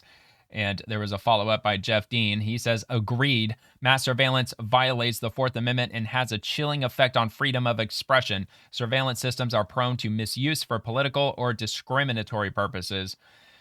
And that was followed up by Sean Parnell. And let's get a quick look at his title. Official account for the Assistant to the Secretary of War for Public Affairs, Chief Pentagon Spokesman and Senior Advisor to the Secretary of War. And he says, the Department of War has no interest in using AI to conduct mass surveillance of Americans, which is illegal, nor do we want to use AI to develop autonomous weapons that operate without human involvement. Well, look, he does say mass surveillance of Americans. What about targeted surveillance of Americans? Anyway, this narrative is fake and is being peddled by leftists in the media. Here's what we're asking. Allow the Pentagon to use Anthropic's model for all lawful purposes. This is a simple common sense request that will prevent Anthropic from jeopardizing critical military operations and potentially putting our warfighters at risk. We will not let any company dictate the terms regarding how we make operational decisions. They have until 5:01 p.m. Eastern Time on Friday to decide. Otherwise, we will terminate our partnership with Anthropic and deem them a supply chain risk for DOW. Whoa. And here's some community notes, context to this. Pete Hegseth and the Department of War are requiring that Anthropic remove usage guidelines that prevent using Claude for autonomous weaponry and mass surveillance. Wow. So yeah, it sounds like that the Department of War they're taking such a strong approach that they're willing to sever ties with this company Anthropic if they don't remove certain tools and abilities inside its AI infrastructure that would allow mass surveillance and autonomous weaponry. That's crazy. So they also provided a link to lawfaremedia.org. If you want to look into that further, I'll have that linked also. And we'll move on to the next, which is going to be from General Chance Staltzman. Space Force Guardians and our capabilities on the invisible front line are vital to the success of all modern-day U.S. military operations. And you don't have to take my word for it. I haven't heard from the Space Force in a while. Just look at the headlines. Iran, Venezuela, Nigeria, military operations worldwide. They all made the news for their precision and effectiveness and for the professionalism of the warfighters on the front lines. What you did not see on the news were the Guardians and Space Force capabilities on the invisible front line that were so vital to the success of these operations. At every turn, on nearly every mission around the globe, the Space Force delivered on our promises to the Joint Force, providing unmatched combat capability from space. From over-the-horizon secure communications to precision navigation, pinpoint strike accuracy, to detailed and timely indications and warning, the Space Force integrated combat effects to ensure combatant commanders can project power and meet our national military objectives. All right. Well, in other words, they're very important, very effective, very critical to our fighting forces. Breaking 911, 30 people were rescued from a World War II-era destroyer after a walkway collapsed into the water in South Carolina. They didn't give an article. I'm sure there's articles out there about this. I didn't come across it while I was preparing for tonight's episode, but they did provide some images. Fire truck, or a ladder truck, that allowed for people to come across who were stuck over on the ship. That is crazy, man. Walkway just collapsed, man. 30 people. That is wild. I mean, hopefully they're all okay. It sounds like they're okay. I bet that water was freezing, though.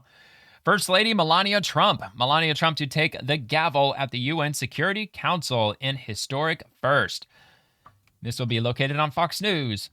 Melania Trump to take the gavel, and Melania Trump is going to make history as the First Lady to preside over the United Nations Security Council with a speech focused on peace through education. The United States assumes the United Nations Security Council presidency on Monday. The First Lady's speech will mark the first time a First Lady from any country and the first time a sitting U.S. First Lady will preside over the Security Council as its members consider education, technology, peace, and security.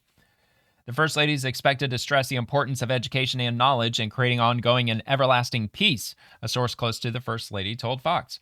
Quote, the First Lady is reinventing her role as this marks just another groundbreaking achievement for her. It's the first time in history a First Lady will address the Security Council, keeping to her mission of empowering the next generation with education and technology.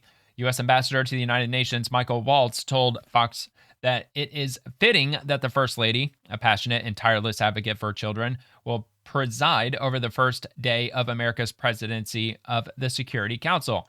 Her message of helping the helpless through education and technology fits exactly with our mission at the UN, to achieve meaningful and lasting peace. As a Green Beret and now diplomat, I have seen firsthand that peace prevails where children are taught and not terrorized. That's a very good point. The UN Security Council's presidency rotates among its members on a monthly basis. The UN Security Council consists of 15 member states with 5 permanent members, the United States, China, France, the Russian Federation, and the United Kingdom, and 10 non-permanent members elected for 2-year terms, including Bahrain, Colombia, Democratic Republic of the Congo, Denmark, Greece, Latvia, Liberia, Pakistan, Panama, and Somalia. Okay. The speech comes as the First Lady continues her push as a champion of online protection of children and youth through her Be Best initiative launched during the first Trump administration. In 2025, the First Lady garnered support on Capitol for the passage of the Take It Down Act, which was signed into law by the president in May of 2025. The law punishes internet abuse involving non-consensual explicit imagery. First Lady also launched a nationwide presidential artificial intelligence challenge, which invited every student and educator across the nation to unleash their imagination and showcase the spirit of American innovation by visiting AI.gov to sign up. And the First Lady also recently launched an audiobook of her memoir using AI audio technology in multiple languages. Today, the world is poised to have greater access to humanity's knowledge base because of artificial intelligence, a source close to the First Lady told Fox. And there you go. That makes me wonder, are they going to use AI to convert, I don't know, maybe every book in the Library of Congress into an audiobook? I would assume that would be one hell of an undertaking, but isn't AI supposed to do a hell of a lot in a very short amount of time? Maybe they will do that in the future. I don't know. From Elizabeth Warren, Pocahontas, this shouldn't be controversial. Filing your taxes should be easy and free. I've got a bill to do just that. Let's get it done. Yeah, let's make it as easy as possible for us to extract as much of your tax money as humanly possible. But anyway. Got a tweet from a guy named Of course, you got Mike. ratioed. TurboTax having a Super Bowl ad every year about how they make taxes simpler when they're Yeah, I hate the TurboTax, main man. lobbyists to keep taxes complex. That's one thing so we they can agree make on. even more money. Don't piss me off. Mike is exactly right. Intuit, the company that runs TurboTax, shells out millions of dollars every year in lobbying Obviously, they didn't the give her a federal campaign government. contribution. Why? To make doing your taxes more complicated, so that you have to use. Dude, that would be hilarious if Intuit just cut her a check for, I don't know, like $50,000 for her campaign, and then this post just disappears overnight. Anytime somebody presses her on Intuit or TurboTax, just nothing but crickets. That wouldn't surprise me at all. Oh shit, I think I actually skipped some. Every year in off. All right, here we go. Exactly right. Intuit, the company that runs TurboTax, shells out millions of dollars every year in lobbying the federal government. Why? To make doing your taxes more complicated, so that you have to use TurboTax, and so they can take more of your money. Don't believe me? Well, the government launched a tax filing system called Direct File that let you file your taxes directly for free online right with the IRS. Common sense, right? Well, Intuit donated $1 million to Donald Trump's inauguration, kept on lobbying, and so it's all Trump's fault again. Canceled Direct File. Look, it's simple. Filing your taxes should... Maybe there was one program called Direct File. I've already looked this up. The IRS, I follow them on X, and they post, especially this time of year, they're posting frequently ways that you can directly file your taxes with the federal government for no charge. Be easy and free. And that's why I just introduced a bill to make Direct File the law. Come on, let's get this done. Mike has it right. Make Direct File the law. Let's make it as easy as possible for us to steal all of your money. I'm sure that's probably what the comments are going to be saying. I can only imagine. We disagree on a million things. Okay, yeah, Intuit and TurboTax. Yeah, I can't stand them, man. Because I file very simple taxes. I don't have tons of like capital gains. I don't have interest in Wall Street and like a whole bunch of other nonsense. I'm just some like everyday like low middle class worker. And yeah, I have a very, very simple tax filing process. And they always take like $125 out of me. And it really irritates me. So I'm not going to be filing with them this year. I'm actually going to be exploring the IRS and what they have to offer, which I'll have a look at here in a minute. Just sponsoring a resolution to send to the states list and repeal the 16th Amendment. It shouldn't be controversial for you not to steal anyone's taxes this year. Democrats always standing and protecting anything but Americans. So glad you want it to be easier to take more of my money so you can use it to fund Somali daycares and whatever left-wing ideological nonsense you get a cut from. Ain't that the truth? Or what would seem to be the truth. Okay, so I'm just going to ask Google instead. So does the IRS offer free tax filing? And the answer is yes. The IRS offers several ways to file your federal taxes for free, primarily through the IRS Free File program. So Elizabeth Warren, are you familiar with this? They've already got a program where you can file for free. For the 2026 tax season, covering the 2025 tax year, your options depend on your income and comfort level with tax forms. So the first one being IRS Free File guided software. This is the most common option provided through a partnership with brand name software companies. Okay, that doesn't sound good. Eligibility, if you qualify if your adjusted gross income is under $89,000. You answer simple questions, the software does the math, and so on. Anyway, the free file fillable forms. If your income is above $89,000, if you're comfortable doing your taxes without guided help, you can use the electronic versions of paper forms. And then specialized free programs, military tax or mill tax, VITA and TCE, in-person tax preparation by IRS certified volunteers. Also generally for those making $69,000 or less, persons with disabilities, limited English speakers. TCE focuses on taxpayers age 60 and older. And look at this, Direct File. There is a direct to IRS filing pilot available in select states, which includes California, New York, Texas, and Florida. So because I happen to live in the state of Florida, I'm going to be looking into that for eligible taxpayers with relatively simple tax situations. Well, that sounds perfect for me. I think that might be the one that I may end up going with this year. So yeah, Direct File is not gone. Trump didn't ban it. I mean, maybe it wasn't rolled out to all 50 states. I'm sure she's probably leaving out a lot of pertinent information with regard to Direct File, but it is very much there. So if you happen to live in one of those 4 states, you can take advantage of Direct File with their IRS filing pilot program that they have available. Okay. And from JD Vance, Democrats complaining about affordability is like an arsonist complaining about a house fire. Joe Biden caused the inflation crisis. Donald Trump was elected to fix it, and that's exactly what he's doing. When the Democrats talk about affordability, you heard the president talk about this in the State of the Union address. Hearing the Democrats talk about affordability is like hearing an arsonist complain about fire. It's your fault. You guys left us a country with sky-high inflation. You all left us a country where we were going everywhere but America for energy. You left us a United States of America where the average family was $3,000 poorer. So our attitude is, you know what? And housing was twice as expensive. You're exactly right. You caused an affordability problem, congressional Democrats, and we are here to fix it. And not to mention those stupid EV tax credits, because poor people don't buy EVs. Wealthy people, they buy EVs for the most part. So the wealthy, the people, the upper middle class, they were the ones that were taking advantage of $7,500 tax credits for electric vehicles. And of course, the Obamacare subsidies that they were rolling out for 3 years under the Biden administration, just trying to mask the extreme high cost that Obamacare has really gone up to at this point. That's what those subsidies were designed to hide.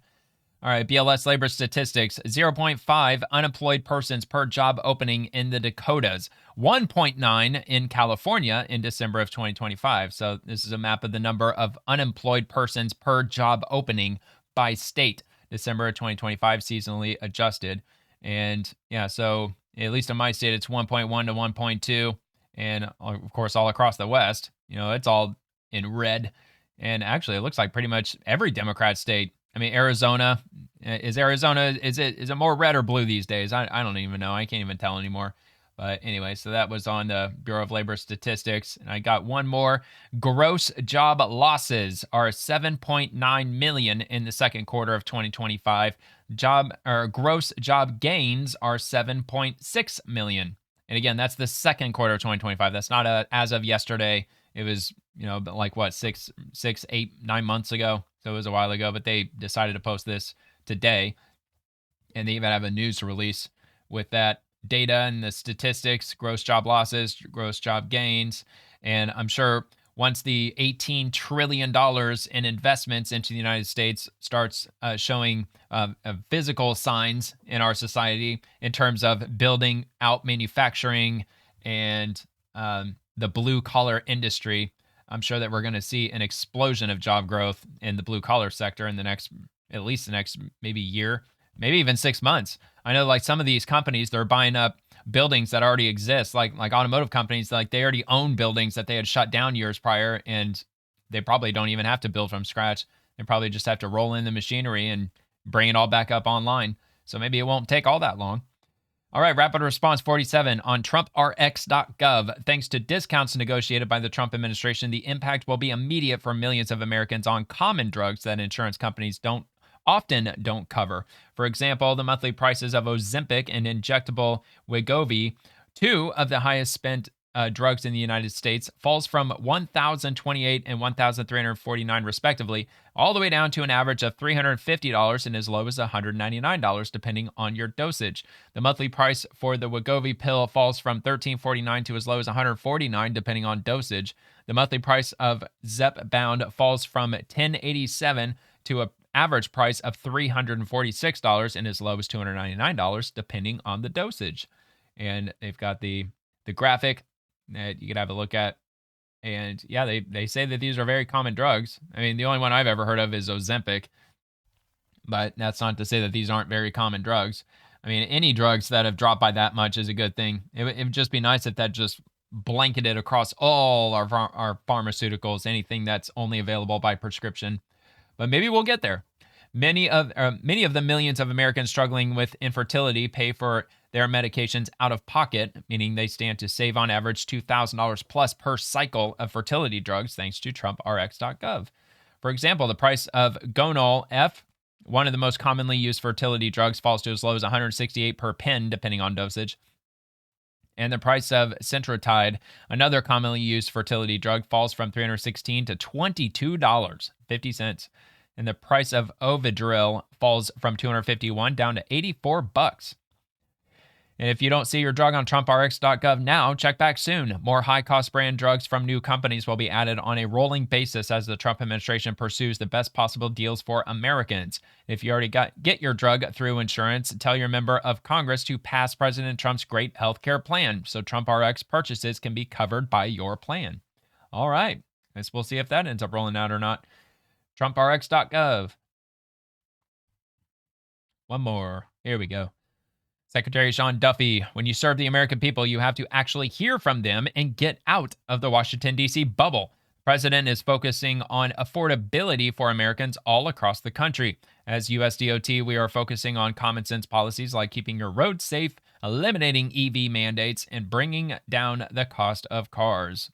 Little by little. People, you got to actually hear from them. And I think to get out of DC, get out of your comfort zone and talk to people and hear their real experiences helps you do a better job.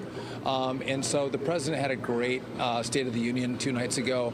I thought he laid out what he's done over the last year. Again, seal the border, focus on prices and affordability, and how do we bring prices down. The inflation rates at almost our target of 2%, which is fantastic, versus 9% under Biden. But I want to hear on transportation specifically, again, how are the roads in Georgia? The price of vehicles are coming down because we're decreasing the fuel economy standards. Just common sense policies from the administration that, again, will make people's lives more affordable, but also give them more choice in consumer products. All right. Well, as far as motor vehicles goes, I got a couple of ideas. How about no more press to start? Maybe we can start using real keys again, offer crank windows, manual locks, manual seats, get rid of these ridiculous technology mandates like vehicle impairment sensors that detect drunk drivers, which Biden rolled out, and they're supposed to be equipped in all 2026 vehicles now. And it's good to find ways to keep drunk drivers off the roads, but what about people like me who don't even drink? I have to pay $2,000 extra on a vehicle because it has technology in it that I won't ever use or even care about. Lane assistance technology, cameras all over the car, complex software, and so on. Just allow car companies to offer bare bones vehicles. Think early 1990s, very basic. The car comes in manual. It doesn't have cruise control, maybe not even power steering. Offer air conditioning as an option. The less stuff you have packed into a vehicle, the cheaper they get. Now, that's obviously something that not everybody is going to want. Not everybody's going to desire that. It's something like 90% of Americans, probably even 95% at this point, can't even drive a manual transmission. It would just be nice to have just the lack of options so you can get a very cheap car. Because I think at the end of the day, if somebody were to pay $50,000 or $60,000 for a car that's just cram-packed with all this technology, but they offer the same car but doesn't have any of that technology stuff wrapped up in it, and that same vehicle is only $12,000, I think that most Americans are probably going to go with the cheaper option, even if they come with crank windows. I mean, just for the nostalgia factor, I think a lot of people would prefer crank windows. I like crank windows because it's just one less thing to go wrong with the car, because it's a very easy mechanism. It's just all manual. It's analog. You don't have to deal with any electronics or any sensors or the motor burning up or anything like that. That would just be nice if we just got back to basics. Fully analog cars. I would love for that to come back. White House Press Secretary Caroline Leavitt, Trump pledges to make housing affordable while keeping values up. And I've said it repeatedly, that is not a good sign for young Americans, because if he wants to keep the value of housing up, then only one other thing could possibly happen to satisfy the younger American generation. That is to bring wages way up. And not sure if that's going to happen without increasing inflation, which is probably just going to increase housing that much more. So unless you just let the decades to fall off the calendar until eventually wages catch up with housing, which you really think that housing is going to stay the exact same price that whole time? Probably not. So President Donald Trump and his administration plans to make housing more affordable for new home buyers while keeping home values high for existing homeowners. Trump delivered his State of the Union. Okay, we already know that. He mentioned it during the State of the Union. Mortgage rates are the lowest in 4 years and falling fast. The annual cost of a typical new mortgage is down almost $5,000, which is kind of frustrating to me that they don't give you the price of the average new home, which is something like $385,000. Low interest rates will solve the Biden-created housing problem. I don't think so. I think it's only going to make housing more expensive. Just my opinion. I'm no expert. While at the same time protecting the values of those people who already own a house that really feel rich for the first time in their lives. We want to protect those values. We want to keep those values up. We are going to do both, and we're going to keep it that way. Look, man, I mean, look, a lot of people, yeah, it is newfound wealth, but at what cost? At the cost of not allowing the younger generations to ever own a home. Data from Freddie Mac shows that the average rate on a 30-year fixed mortgage declined from 7% in January down to current 6.01%, which I read earlier today. Apparently, it's dropped to 5.99% today. While lower interest rates can help with the affordability of mortgages taken out by new homeowners, they have an inverse relationship with home prices, as lower rates stimulate demand among prospective buyers, which pushes home values higher, which is not good. That dynamic can counteract the affordability improvements from lower mortgage rates by increasing the size of the mortgage, as both elements factor into the owner's monthly payments. Investors have noted that the most effective way to lower home prices would be to expand the supply of homes, which, yeah, that's one way of doing it. Though they cautioned that most of the laws and regulations that are governed at the state and local level, which gives the federal government few options. So, in other words, I guess any state where they want their economy to thrive, build houses, build lots of houses, because the people will come if you offer them cheap enough. Trump also discussed his plan to ban institutional investors from buying large numbers of homes, citing the experience of a State of the Union guest who said was outbid for 20 homes by gigantic investment firms that bypassed inspection, paid all cash, and turned those homes into rentals, stealing away her American dream. The president said that stories like those prompted his executive order banning large investment firms from buying homes and called on Congress to make the ban permanent, adding that we want homes for people, not for corporations. Trump's order directs federal regulators to promote home sales to individuals and to issue guidance preventing federal programs from facilitating single-family home sales to Wall Street investors. The order also mandates antitrust scrutiny of institutional home purchases and calls on Congress to codify those changes into law. And Jake Kreml, a senior economist at Realtor.com, said of the move that, in particular, large institutional investors represent a relatively small share of the national housing stock, and because their activity is often highly localized, there remains an open question whether banning new purchases would meaningfully shift metro-level markets. It probably won't by a hell of a lot. National Association of Home Builders CEO Jim Tobin said that his organization has been engaged with the administration to push policies that could help lower the cost of building new homes, adding that corporate investment in housing has been a driver of new home construction. Wall Street firms, including Blackstone, American Homes for Rent, and Progress Residential have bought thousands of homes since the 2008 financial crisis prompted a wave of foreclosures. Firms owned about 3% of all single-family rental homes by June of 2022. Those firms dispute that their investments have stoked inflation in housing prices, with Blackstone noting it has been a net seller of homes for the last decade. Interesting. So they've been offloading their homes, if anything. Yeah, look, there's a whole bunch of different problems with the housing market. I'm sure inflation played a big part in it. I'm sure illegal immigration probably played a large part in it. Probably also during the COVID era, flushing trillions of dollars into our market and also dropping interest rates all the way down to zero, which pushed this massive frenzy to go buy houses, also probably fed into it a lot. So it was kind of a perfect storm nightmare situation. And from Secretary Sean Duffy, America is building again at the speed of Trump. Sawyer Merritt says Elon Musk's Boring Company received approval today from the Tennessee Department of Transportation to officially begin construction on the Music City Loop Tunnel in Nashville. It's 100% privately funded. Only Tesla vehicles will be used in the tunnels. It will connect downtown and the convention center to Nashville International Airport.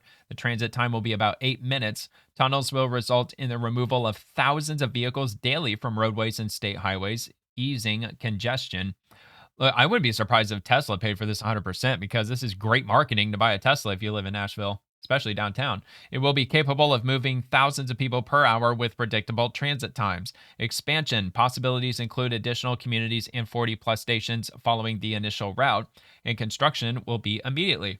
Well, yeah, because they can track everybody through their smartphones. I mean, that's how, if you go on Google or if you use Google Maps to take a look at what's around, like if you're looking for something to eat or if you're looking to shop somewhere, and if you go to that business on Google Maps, it'll tell you whether if the business is busy right now, busier than usual, not as busy. They do that by tracking Android phones. And I don't know if Google has access to the GPS data of iPhones or not. They probably use each other's platforms. Maybe they share that information, but that's just one way that they can tell how many people are in a store at any particular time, because they track your cell phone.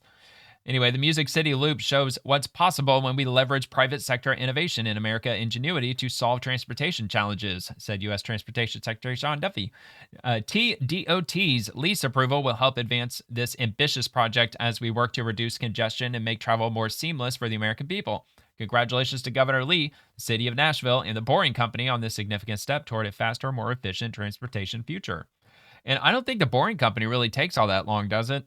I think they just take that boring machine and they just let it just carve out the tunnel, and there you go. Then I'm sure they'd have to like fortify it, reinforce like concrete or whatever it is that they do. Also have to pave a street in it and all that. But here we got a couple of videos. Let me see if I can get, there we go. That's good enough. Ooh, changes color too. Maybe you can customize the color. Maybe it changes it to your liking when you're driving through it.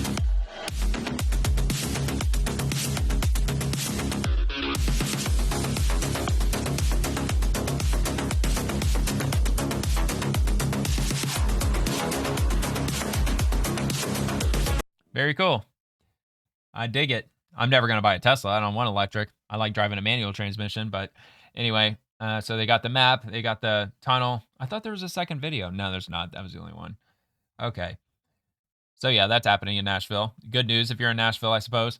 And from NASA, following Artemis 2's rollback to the Vehicle Assembly Building at NASA Kennedy yesterday, we'll be hosting a news conference at 10 a.m. Eastern on Friday, February 27th, with next steps on the test flight and the Artemis campaign. More info at go.nasa.gov. That is bad news. That is not good news. That means most likely the astronauts are not going to be launching in April. Who knows when they're going to be launching? Hopefully it's not too damning, whatever it is that they're having to roll the vehicle back into the assembly building, because it's been out there on the launch pad for almost a month at this point. And they've been doing fueling tests and making sure that it's all good to go, because I think their earliest launch window was in early April that they were going to launch and head around the moon. And now it looks like they're going to push it back to the point where they took it off the launch pad and they drove it all the way back to the assembly building. So they're going to take something apart, something that they're going to need the assembly building to access, which really sucks. So I guess we'll end up hearing from them tomorrow and kind of see where it goes from there. So anyway, that's going to do it for tonight's episode. If you enjoyed the video, please like the video and subscribe to the channel. It'll mean a lot to me if you subscribe. And I'll be dropping a new episode tomorrow evening on Friday, covering the swamp and everyone in it, the politicians, bureaucrats, and the agencies. And also I post daily on X, so feel free to comment there too if you'd like. Thank you so much for watching. Hope you have a great rest of your night, and God bless America.